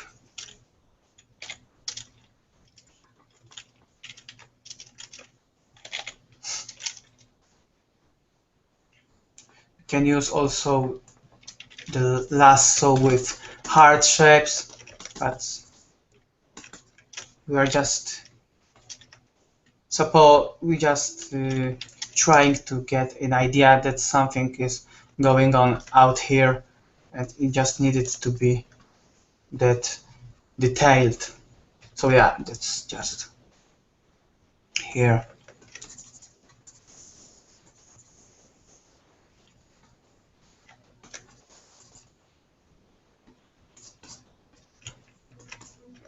Maybe it can be, oh yeah, that's sometimes, as I said, as I talked while talking with Wojtek, we just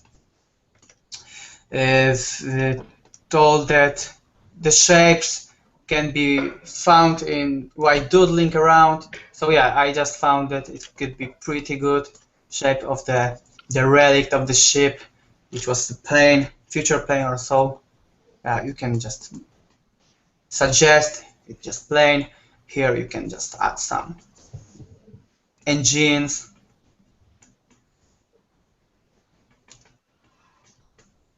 Here, and yeah, we just need to add some more the effect, which gives you the distance here, maybe some snowing storm, blizzard or so.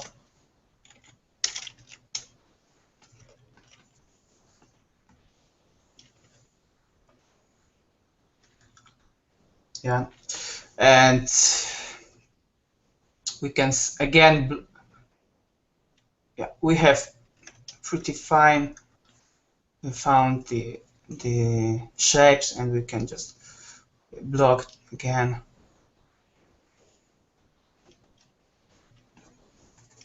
And just write in the values, which gives you immersion of what's happening here. Okay, go back to the rocks a little bit. Here, the separate lines. And here on the foreground, which is still messy. Yep, here. And below it should be just clean space. Okay, it should be just clean space. Here, you can just add some more brighter places, which just suggest something is going on with the clouds. It will give you more interesting look. Okay, I just have custom brush, so I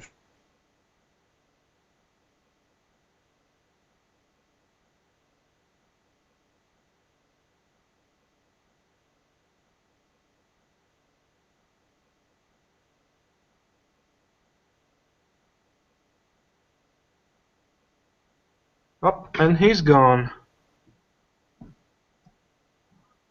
We have to wait for him. Just a minute. Unfortunately, that Google thing is just kicking. So let's just wait. Okay, so while we wait, I will try to answer some questions.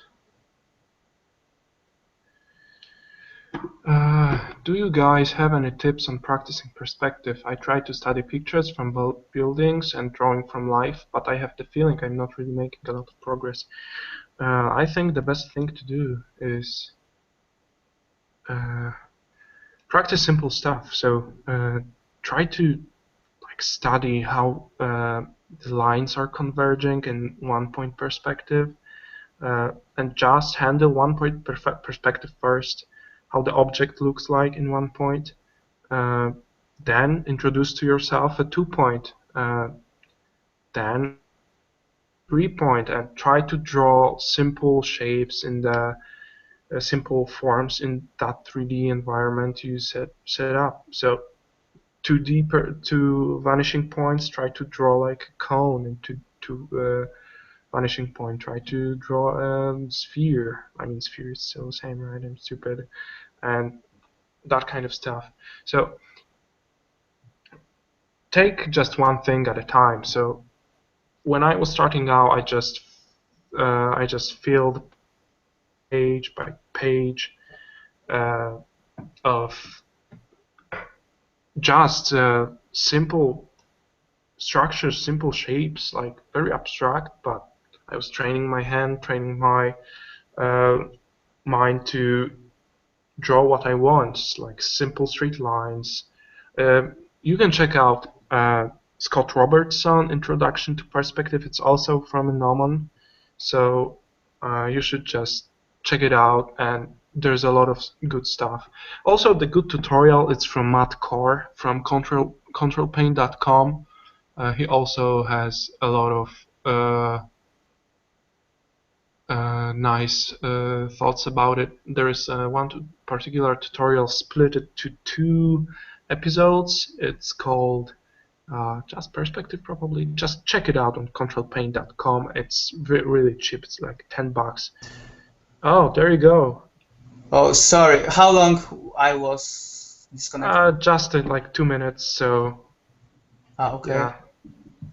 So you can come back to your painting, and then we can move on. All right. Okay. I'm just almost finished with that. I need. All right.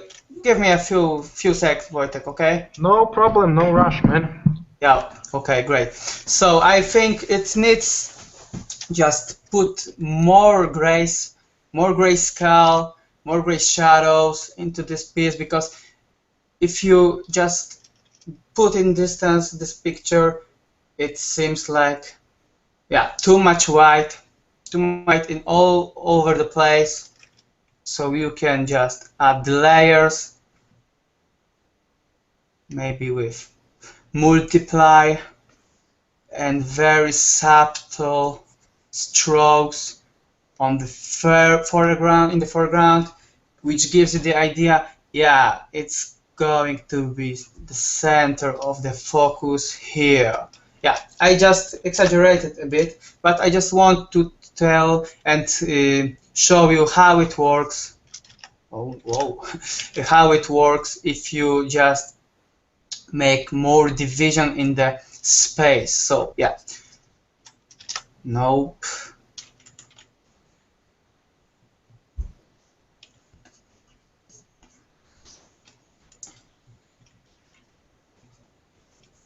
Here, and yeah, you just have nice focal point in the center of the picture, but we will focal a little bit more on the plane, so you can add some effects from casting light on the nose of the plane. But here,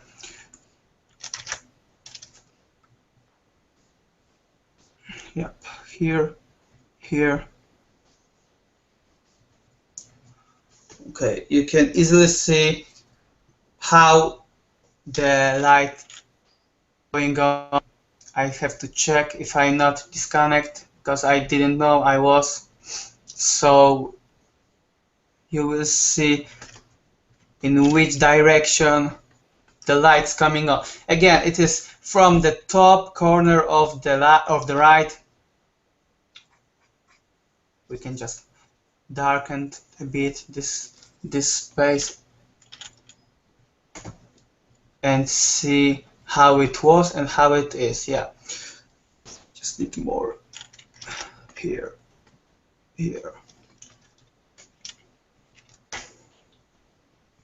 And all about the composition in the thumbnails or the pictures which are white. As I said, I worked a lot of the cards, and it taught me a lot about the thumbnails and the feeling. It's not about the some rules. It's all about the feelings. If you feel that something is good and you are pretty sure about it, you just gain some knowledge. You can just tell, yeah, this can be good. This can be good composition. It probably is good. So yeah, one more touches on the rocks to give the feeling.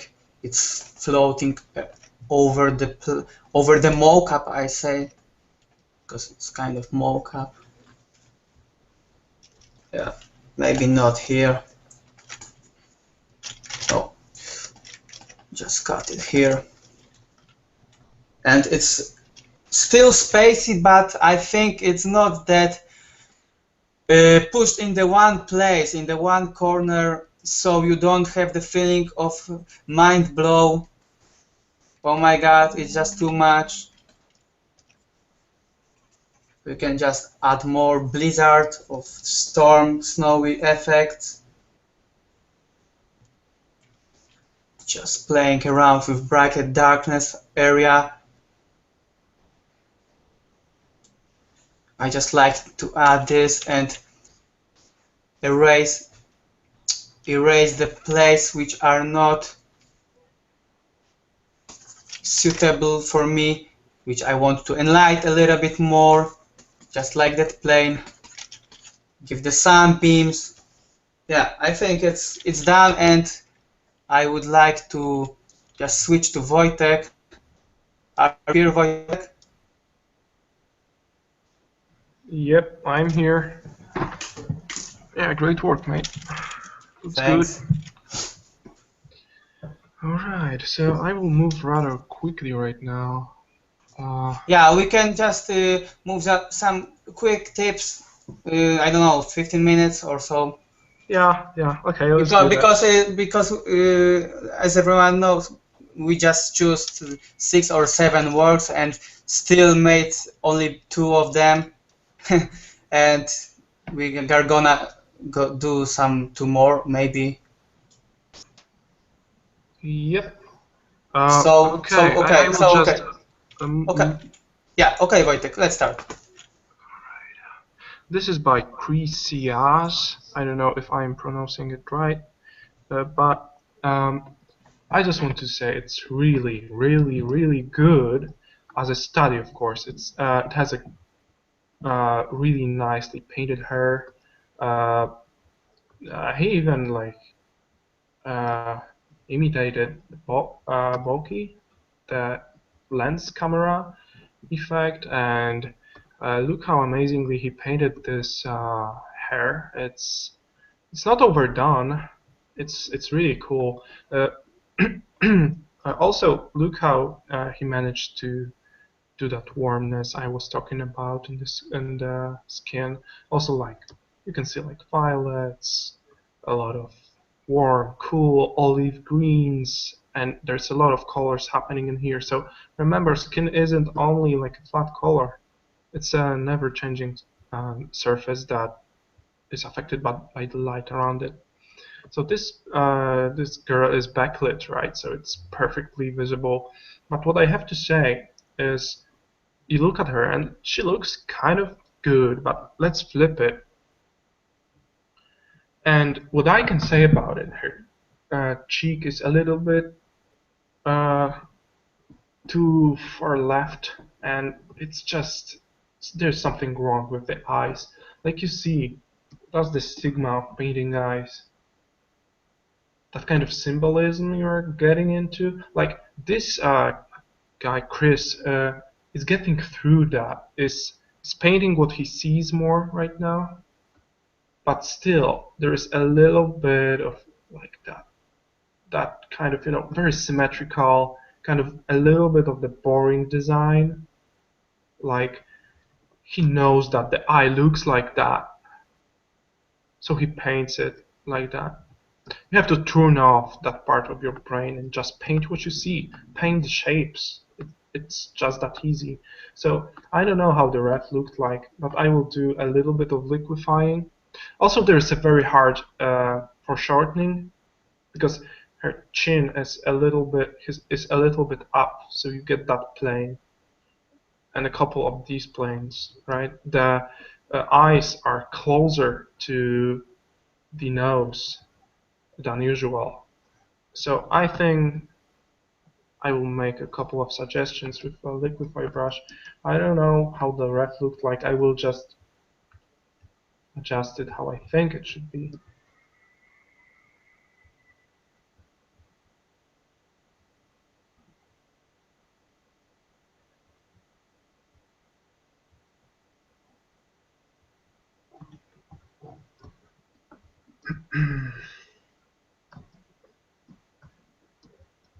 I'll just move the chin a little bit.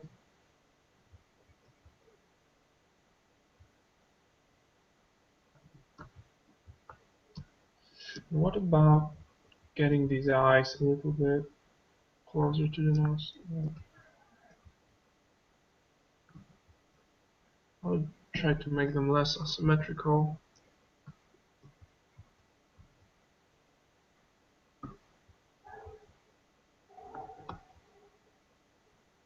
Alright, and again, about painting eyes, let's flip it. Let's try to simplify some of these shapes. Let's turn it a little bit up and simplify. Like I said, there's not a lot of stuff that is bad about this piece. Actually, it's really great. So it's just a couple of things that you could lose also. Um,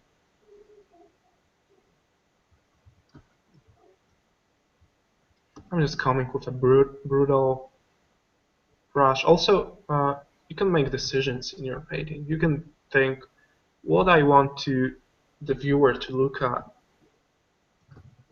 What do I think is beautiful about this girl? So let the viewer focus on that.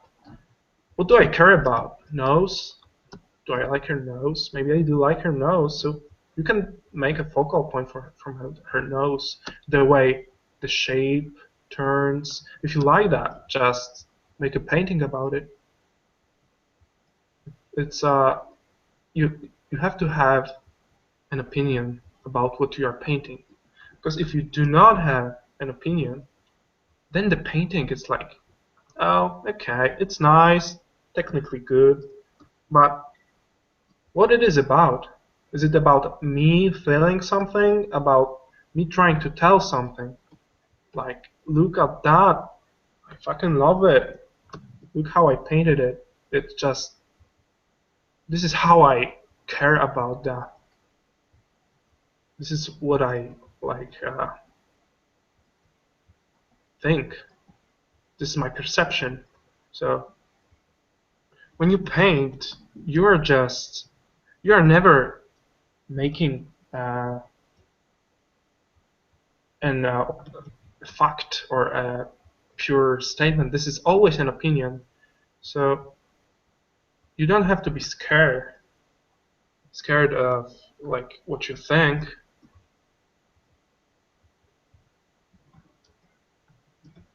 And let come back with these a little bit of the link to the eyes, makes them a little bit wetter. Again, I don't know how the reference looked like. I'm just, a great guy to look at for painting pretty girls.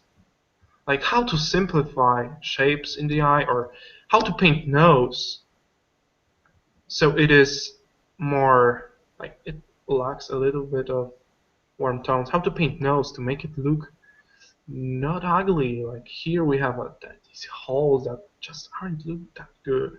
So what can we make to this nose to make it a little bit more alive and feminine.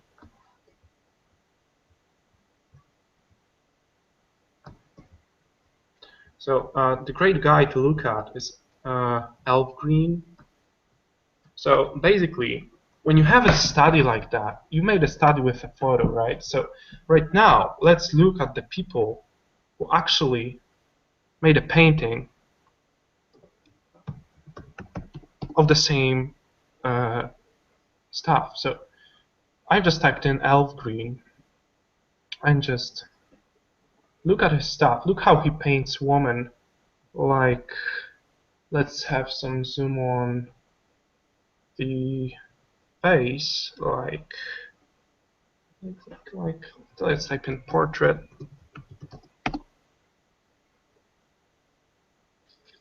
Yeah, like that. So you have that girl.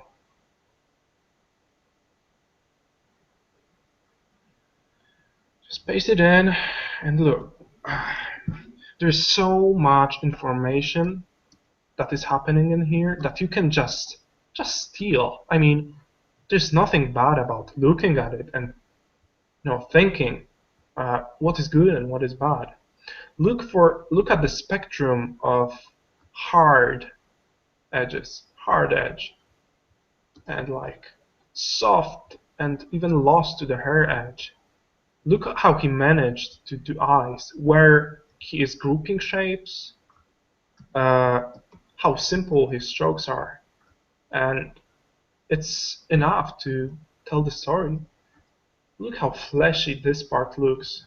It's just amazing how amazingly it's done. Like the little bit of a sharp edge makes it pinch, and look how beautifully he paints fingers. So feminine. You can borrow from that. So looking at that, we can do that. So that's a method of like studying. Just look at that kind of stuff and borrow from this.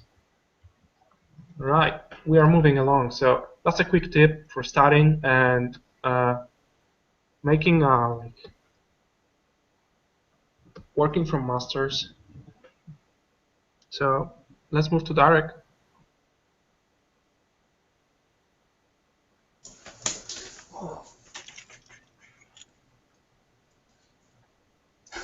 Okay. I decided to choose that work. Sorry, I need to find out who did it.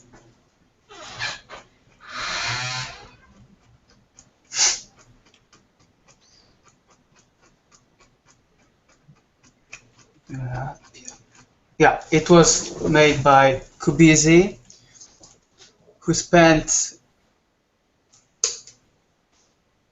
a lot of time here, and he just still feels that there's something wrong about it, and just wanted to make it more like real illustrations.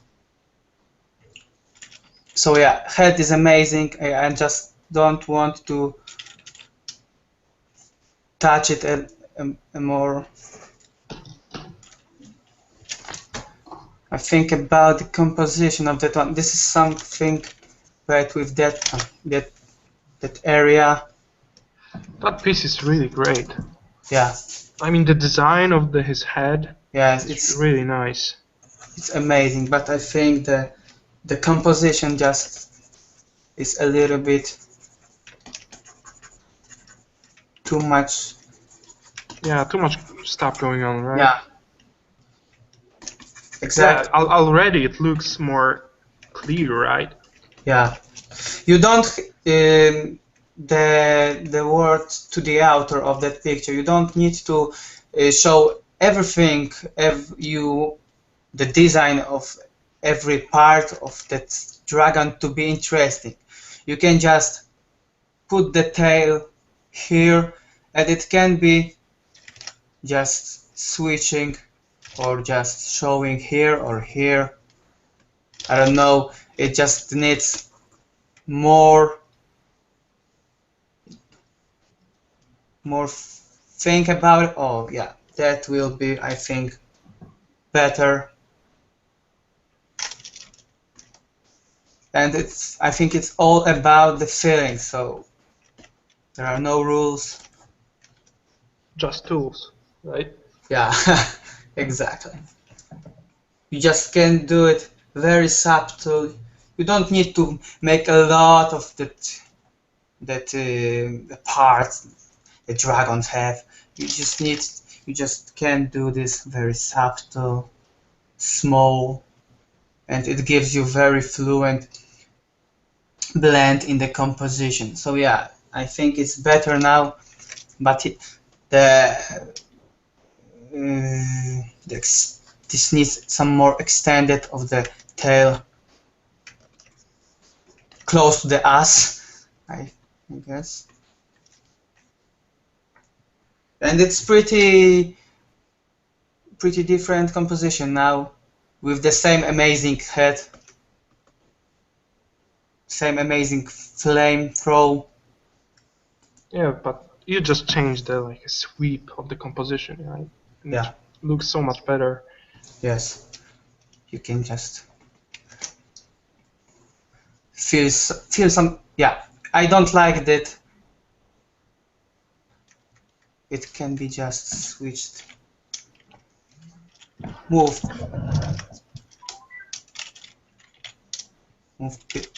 a little bit to the left, or stretched as you wish.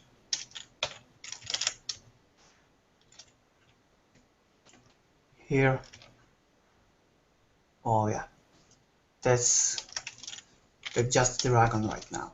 It doesn't just straight wing, it is some kind of triangle right now, and gives you more dynamic feeling about what's going on here. The same. I don't know how it is.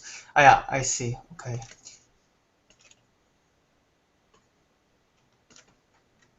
You can just make more hard. Wojtek, are you here? Yeah.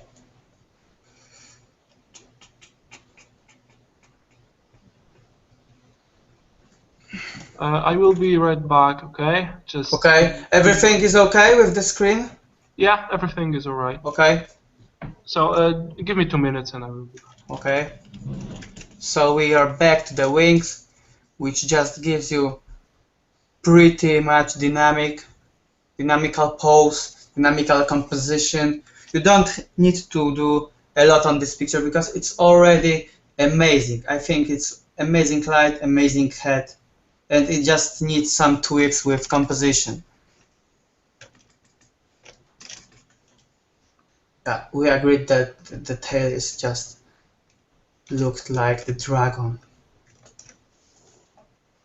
Not lizard laying on the ground, just dragon flying in the sky. So yeah.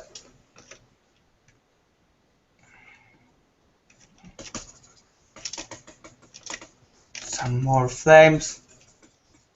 That's not too much because it's easy to exaggerate.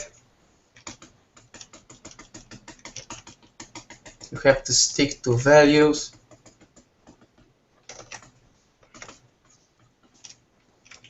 Maybe some kind of lighting effects which gives you a little bit more aerial perspective. Just very subtle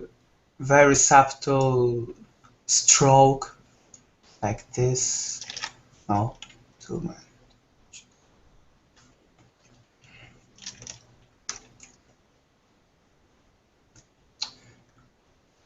Alright, I'm back. Yep. No, not that good. Okay, it gives you just hot effect. And some more darkened place, maybe here. And you are just feeling you are in the center of the fire going on. This is There is some great picture of Jamie Jones. I don't know, it was done for Magic the Gathering, I guess. It just shows a flaming dragon with just you feel you are here, you are there, and feel the atmospheric, feel the hotness of the place, feel that everything is fired.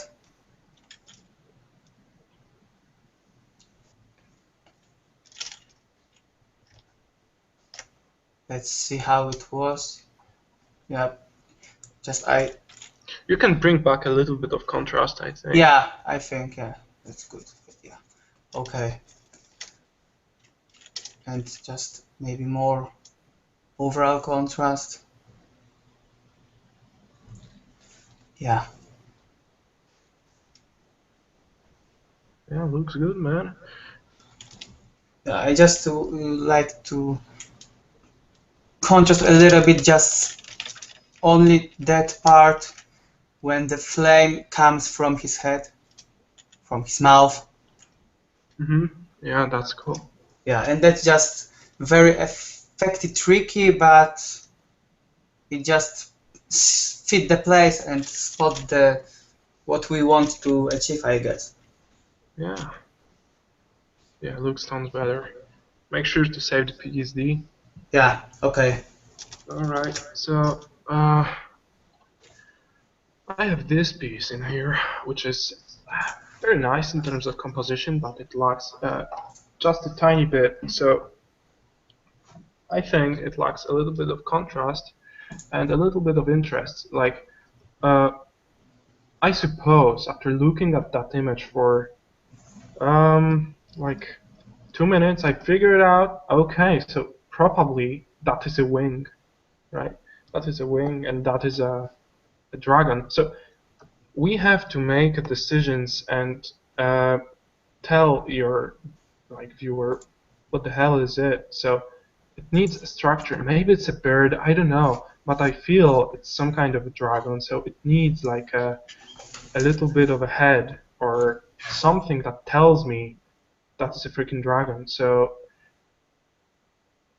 let's try to suggest that these are more like dragon kind of wings, which has like a little bit of scattering coming through, and they're a little bit reflective, like translucent. And first off, let's just give it some contrast. Not so much, just a bit. And also, it needs, I think, a little bit of the interest in here. What is it? Because that's the focal point. I don't think it's that. I think it's that. So let's just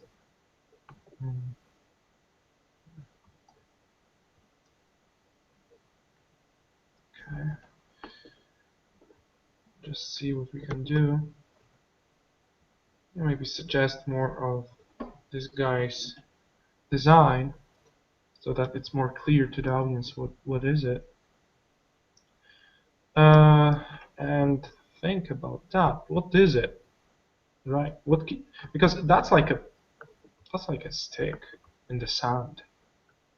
So I would make it something more valuable for the dragon. Maybe we can make a nest or something like that. But nest in the in this area wouldn't be good. So maybe it's an egg, just an egg, like an egg for this dragon or something. It's too big right now, right? So we can make it like that. And Yeah, it looked like corn in the yeah, it looked like sun. corn. So the dragon was hungry, but right now it's much more like maybe it can be like a couple of eggs that, and one is open, and there's a guy coming from it, like a little dragony kind of thing, and this is mother trying to rescue them. I don't know. There's a plenty of storytelling that you could do, but definitely it needs some interest, some action, like so something is happening here. Like you see some interest, and it actually something starts to happen. And yeah, so that just a quick tip. And We can move to another one.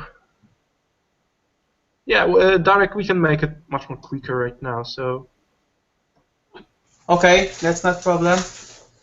Yeah. just make it So happen there. yeah. So I choose that Basescu work. Sorry. He told that he's trying most with the design composition, and we will try to find a way out on that picture.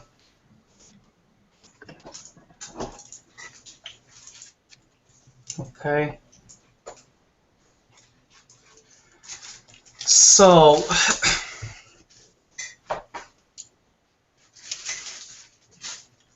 I really love the colors in that yeah, piece. the colors are just not to change. Yeah. Only the effects which affect all the overall the lighting. I think I can make it more deeper on the picture.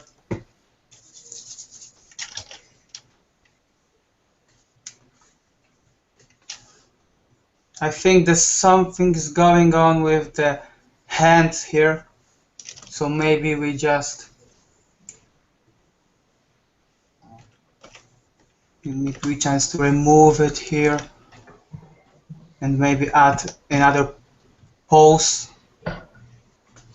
some kind of things like this maybe. It's not easy to paint, but because it's very big, it's a very pointable perspective, so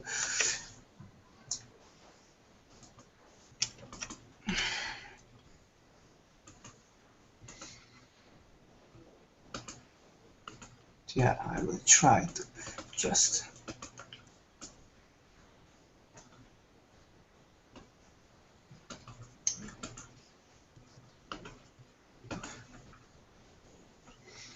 and maybe some kind of this things floating around from the hands, maybe magical, like a magical things here. Yeah, that rhythm would be great. Yeah, because the perspective of the hand is very harsh to keep.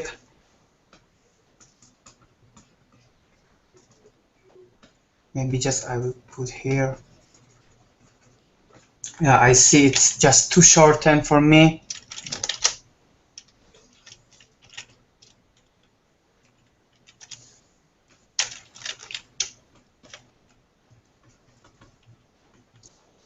Yeah, much better, guys. I don't know why did you say that the design is not good? Is to that the author of the work? I think it's cool. The colors are great, settled, and fit each other. Just the pose and the composition is good.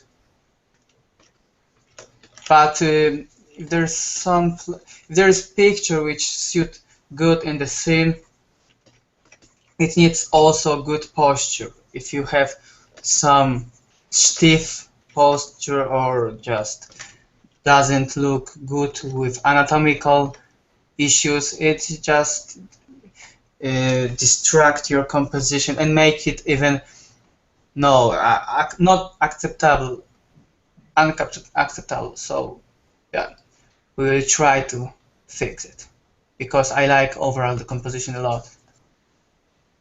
So yeah, we have the hand here. I don't have reference right now, so I'm doing it on my own, on the feeling, how I feel. It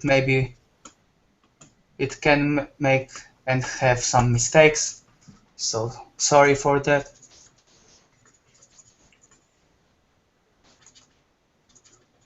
More dynamic fingers would give a nice feeling here. Yep.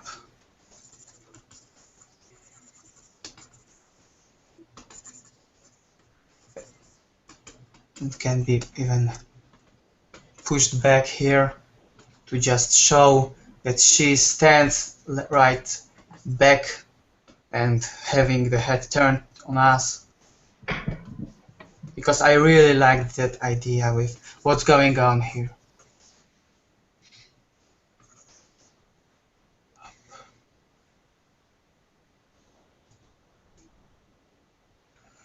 Up here.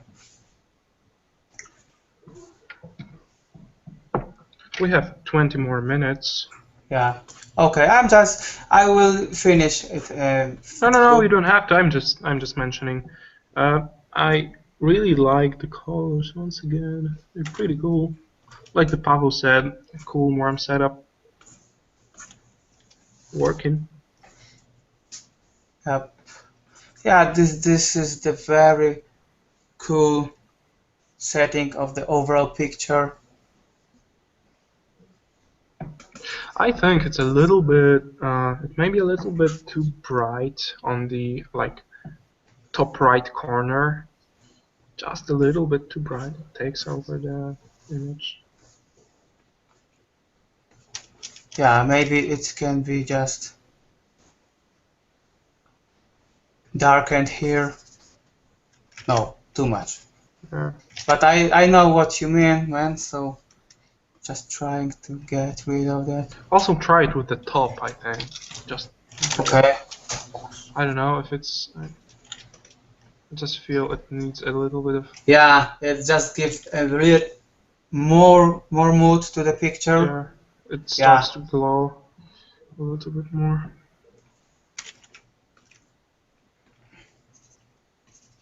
Yeah. And we can just add the effects like sunbeams crossing the hands or other parts of the body. You're fucking sunbeams, man. They're everywhere. They're so cool. I just like to tweak a little bit colors for more orangey, maybe. Yeah, it works better. No, not that much, but yeah. Here, here. Yeah, it gives a little bit more moody stuff right now. What's going on here and here?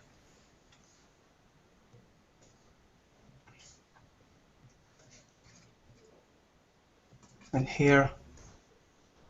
So yeah, it's like magical now. Yeah, a little bit more magical, that's right. But very cool, very well done, Vlad. It's very great work, and I just don't think it just need more touches. Just like changing the hand, which is of. Nope, and he's gone. Something went wrong again, so sorry for that. I think he pretty much finished with his critique, so I will just jump over to another one, and he will come back and we'll talk. Oh, there you go. Yeah.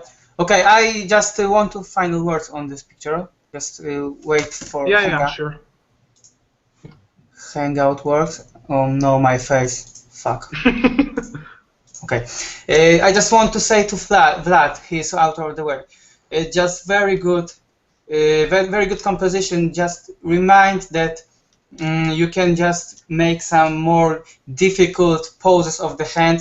It sometimes get your picture on the next level if you just keep the right anatomical, not just going on the shortcuts. Just keep what you think it's hard for you, and you will just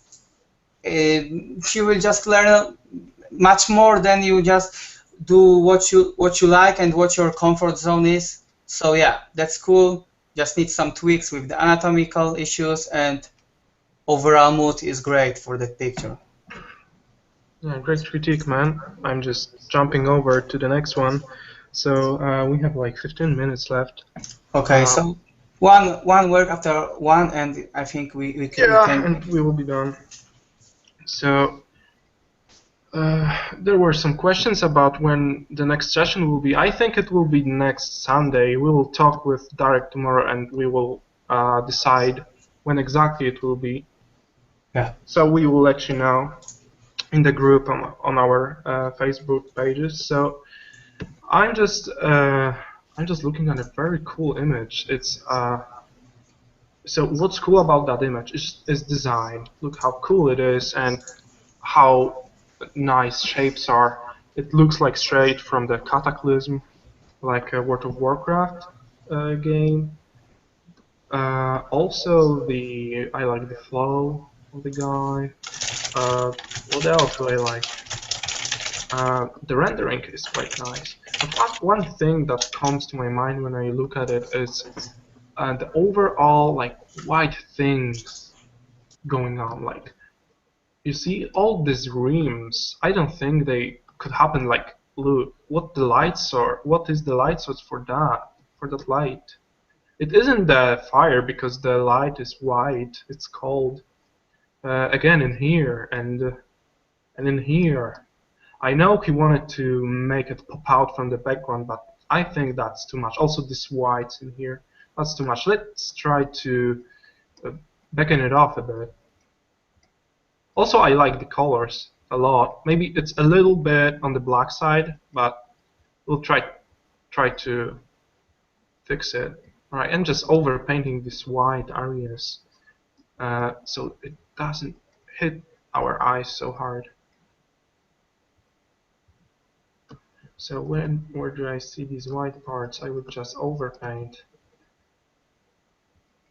because it just takes away. It just takes us away from the actual design, the coolness of shapes. I will be very sloppy because I'm a little bit of a rush, but also there is too much. Looks how much more three-dimensional it looks like right now. Let's put a little bit of a cold light in here.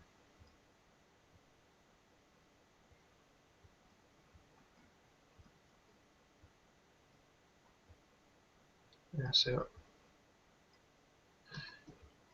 and if we do that to everything in here, like if you want this to pop out, you can make it by designing these shapes more, right? So let's try to do something like that. Make it a really sharp edge. And then if the fire is here, just sample some of the color and edit it. Uh, so it looks like affected by this light.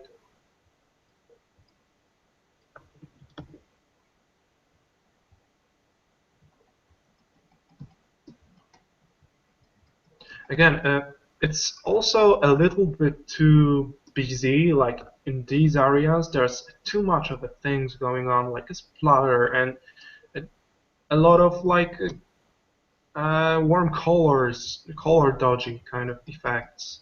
So I will try to just soften it a bit. Also, yeah, like that. You want to look for an areas in your painting that the eye also can rest on. So you need an area of focus that are in here, I think, in here. But also you need areas of rest for an eye.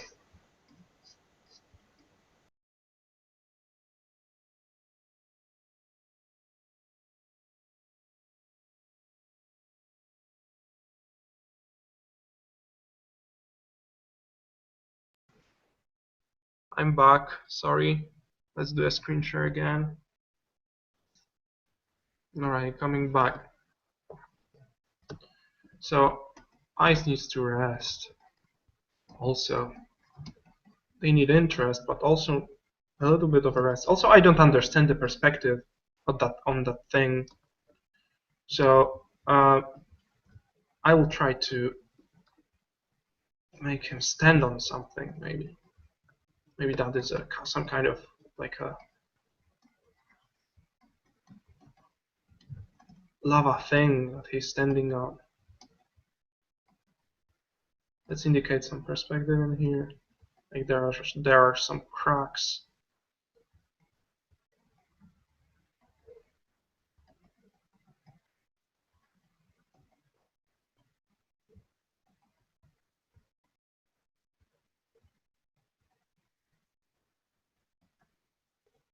So we need a perspective in here. I'll just...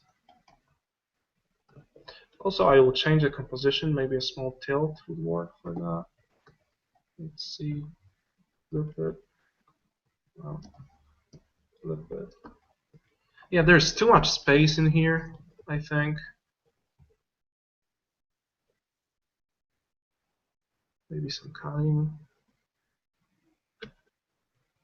Make it a little bit more horizontal. Little bit more horizontal. Alright, so you can take like a brush and make this splatter, but only when you need to.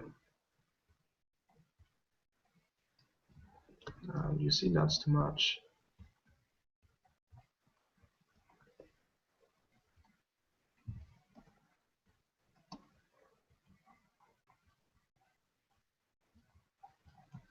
Just like lava floating. You can do whatever you want, but remember that you want an areas for an eye to rest. Okay, let's try to do something about these blocks. Just a little bit too much of them. So I will grab a really soft brush and just take a little bit of red and do a lighten layer on it. Like not that much, but enough to, for example, back some of the areas that are farther away.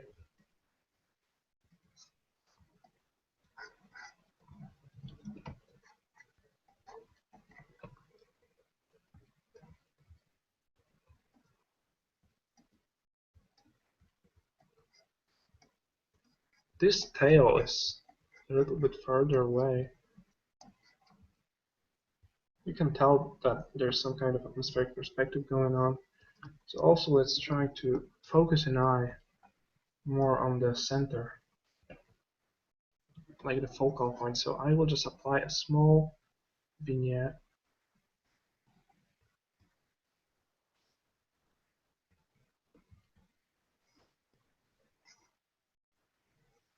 To make my eye focus on this part of an image.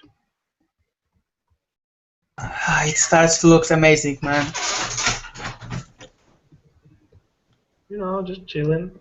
Also, this looks interesting, so let's try just to do a final touch-ups. Like you see, there's plenty of these white spots that I don't think are necessary. They can be much more subtle. Like you can make them gray, and it still looks like a form. You don't have to go straight to black, to white and black to make a form pop out. So you see, there's plenty of white in here. Let's try to be more correct. Like in here again.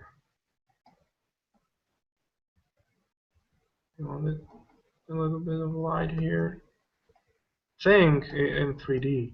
It really helps. Like really helps. A couple of hard edges.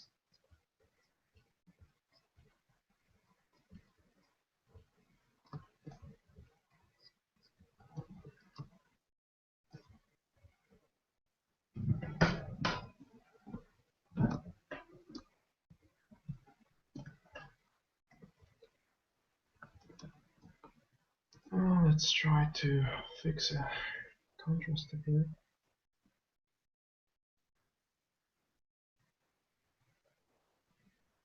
Be right back, man. Alright. Like you see, I would made a focal point from his head, not from his leg, because that was where the most light was, in here. So let's try to like hide it a bit. I mean, making not as much interest as the head. And here we can put a lot of contrast. So let's try to make a line art dodge layer and just make it pop out so that there's a plenty contrast in here. You can do a brightness contrast layer, just turn up the contrast way high, then invert your mask with Ctrl I and just paint with white where you want the contrast to appear. It's probably a little bit too much, but if I want contrast in here, that would be a good start. So again, I will duplicate the image, make it a little bit darker,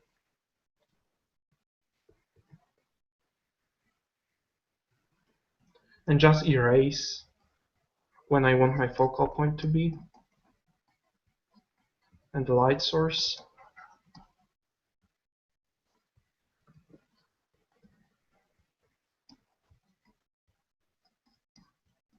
Okay, I'm back.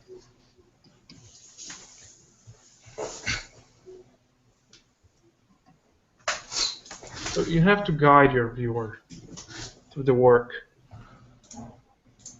I think I made it too dark. Yeah, just subdue the colors or just Yeah, and the put interesting... put the likeness more. Maybe on hue and saturation tab. Well, I would even make it less saturated, just a bit. I think it looks better. Yeah, because I thought that you can use also the hue and saturation tool. It's very good to balance the right place which you want to saturate or desaturate and lighten it and lighten. Actually, to guide the viewer better, I will try to add like a wing that is coming from here.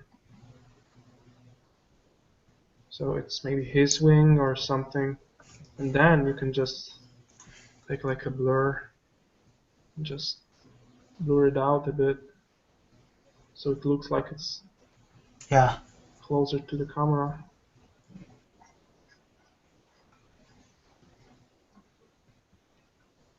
Just to make like a 1, 2, 3 read, like a foreground, middle ground, background. Well, of course, that's not a perfect sweep, but you know what I'm talking about. Right, I think that's it for this part. Maybe if that is that dark, any of these darks shouldn't be as dark as this is, so maybe just a bit of lighten again. Or maybe just make a exposure layer, put an offset on, turn it down, and just paint when you want a black to appear.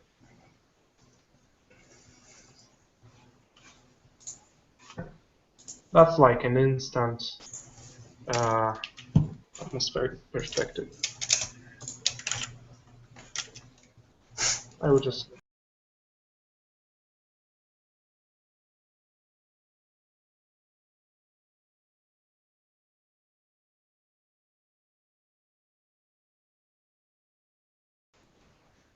Alright, I'm done. You can do your thing. I was kicked off by the Google, so... Okay.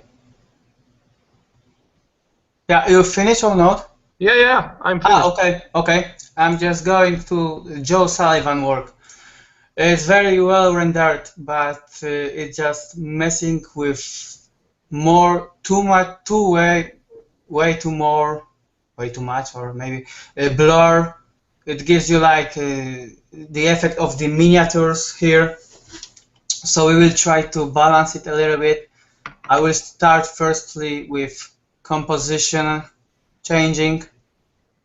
I think the more vertical will be better.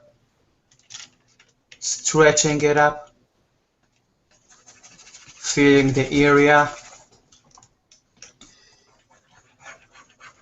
and yeah, and this is much better. So I think the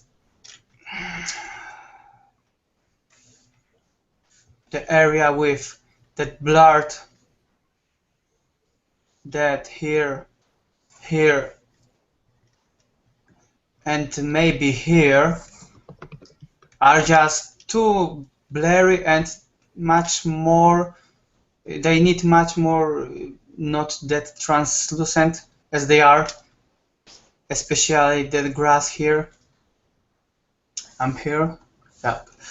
And the tree in the background gives you the effect of the macro photography. So it just doesn't look like it is real situation. It looks like miniatures laid down on the table and photographed. So we have to fix it out with just making it more spacey, more like it is going to be in the normal place, in the nature, not like in the mock-up. So adding just few stamps of which are suggesting that are the three.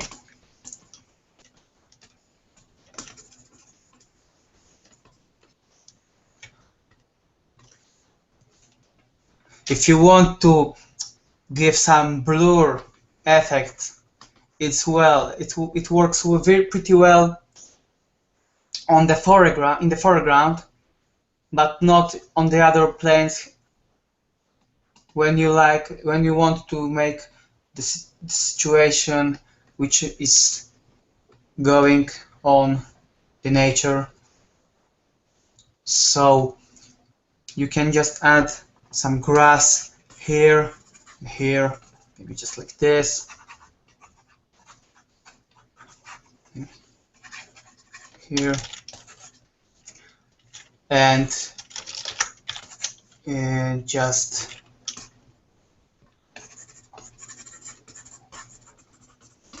That is the last one, right? yeah, that's the last one. Yes. All right. Here, and you can just add some blur effect, but it needs to be made very, very careful. Then if you do more than you have to do, you will just see the picture looks unnatural, maybe like miniatures, as I said.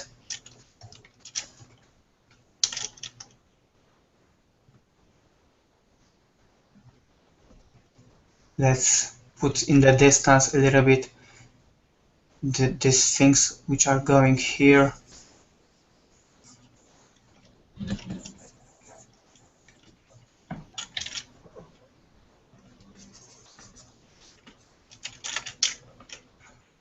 More dust, more spacey effects, not too much blur on the shapes. I will have to fix it.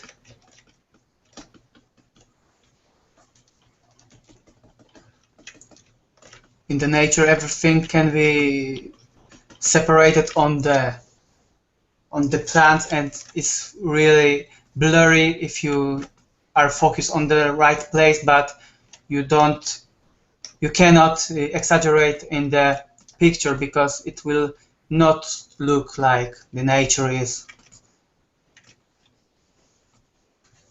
So yeah, some lighting effects here. No, doesn't look good. Change a little bit here. Here. No sunbeams here, right this time. I want some sunbeams, man. Yeah. Okay. Yeah, you have a rhino, you have a soldier, you need Okay. a sunbeam. Okay. Yeah, we will do it.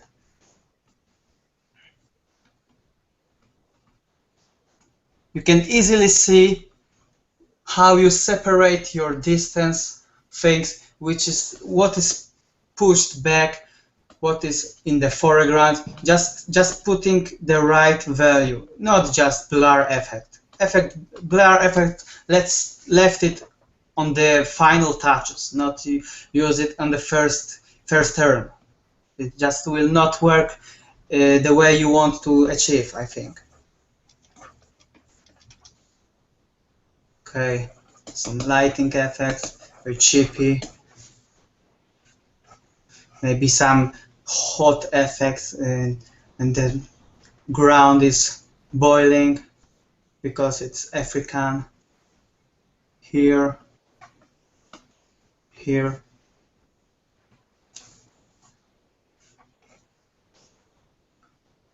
In the sky, of course, too. I think I will, yeah, I exaggerated.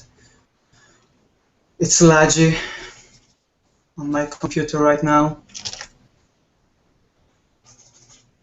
Okay, this is the effect of the sun. So, no sunbeams needed here. Wojtek. What? No sunbeams needed here. Fuck you, man. I need sunbeams. Oh, and he is kicked because he didn't want to put any sunbeams in here. Too bad, man. Too bad. You're off the Google fucking Hangout. Ooh, sorry. Alright, I think he will finish off this image and we are wrapping up.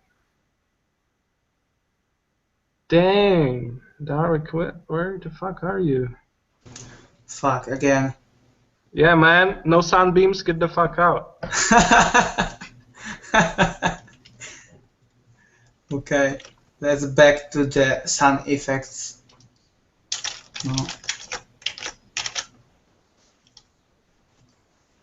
Okay, I think I exaggerated way too much on the here, but still need to fix the shapes, which are too blurry right now. We just don't need much more blur. It's everywhere here. Left blur on the final. Here you can see some curve lighting.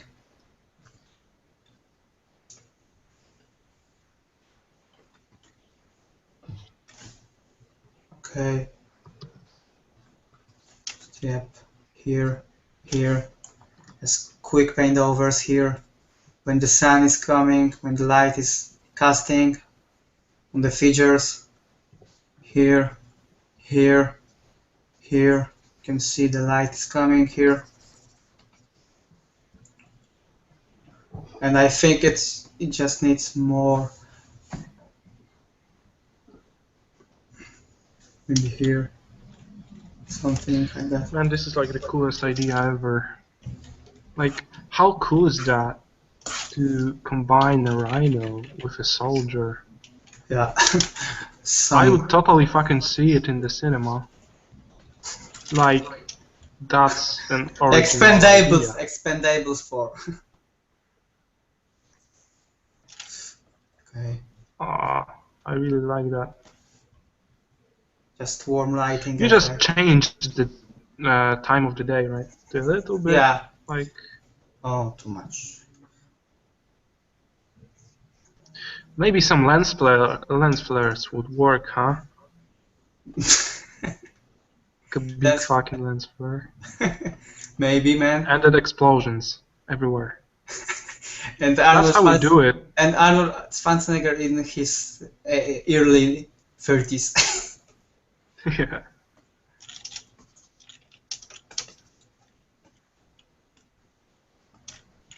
Okay. We can put everything in the one place right now to see how it's gone. Yep. Maybe too much. I think it's too much orangey right now, so just a little bit. And once again, guys, thanks to all of you for coming by and watching us do our best to help you. And it was really cool to see all the work submitted, and all the the whole response was a big surprise for us. It was just an amazing experience to see all the people really care for that kind of initiative. So we will definitely do another session next week, probably the same time, because Sunday's Sunday, right? A lot of people are home. And also the time is really nice. I think in Europe Yeah, it's it's an evening. very, In America it's quite like a noon yeah, or it's very something. comfortable for us to make it. We just sit in the piece and we can just look over the pieces and start overpainting of Yeah. some so yeah. Yeah, you have added a pretty nice color variation to that piece. It was a little bit too dry, I think. Yeah. Maybe uh, just last touches here, here. Yeah, so guys, let us know. Please let us know in the group, in the Facebook group, what can we improve? What do you think is a good idea to do with these live streaming sessions? We will try to repair that Google thing, so we won't be like out of the live stream every 10 minutes. So Sunbeams. if you have any ideas, just Sunbeams. fuck yeah, man. That's how we end this stream. Yeah, sunbeams. And Freaking sunbeams. And look at that and fucking dragons. That's why I love doing that, man. You can do all that stuff, and they pay for you. They pay like money for drawing that stuff, like dragons and freaking rhinos and the soldiers on and rhinos and Arnis. sunbeams. Yeah, Yeah, and fuck yeah. Arnis and That's how we Stallones. do it. That's how we roll. Yeah, how we live. All right, all right. I think we are wrapping up. So thanks. Once again, I'm Wojtek Fus and Darek Zabrocki, thank you very much. It was fuck nice. yes, go to our Yeah. Facebook profiles, follow us Follow because us. there will be plenty of stuff coming. Yeah. The next stream will be on Darek's channel, so we will link it up. And yeah, I think that's all. So thank you for your time and for watching. Yeah. Hello. Hi. There's a question. And bye. Yeah, goodbye. Goodbye. See Hi. you and have a nice evening. Bye. Bye.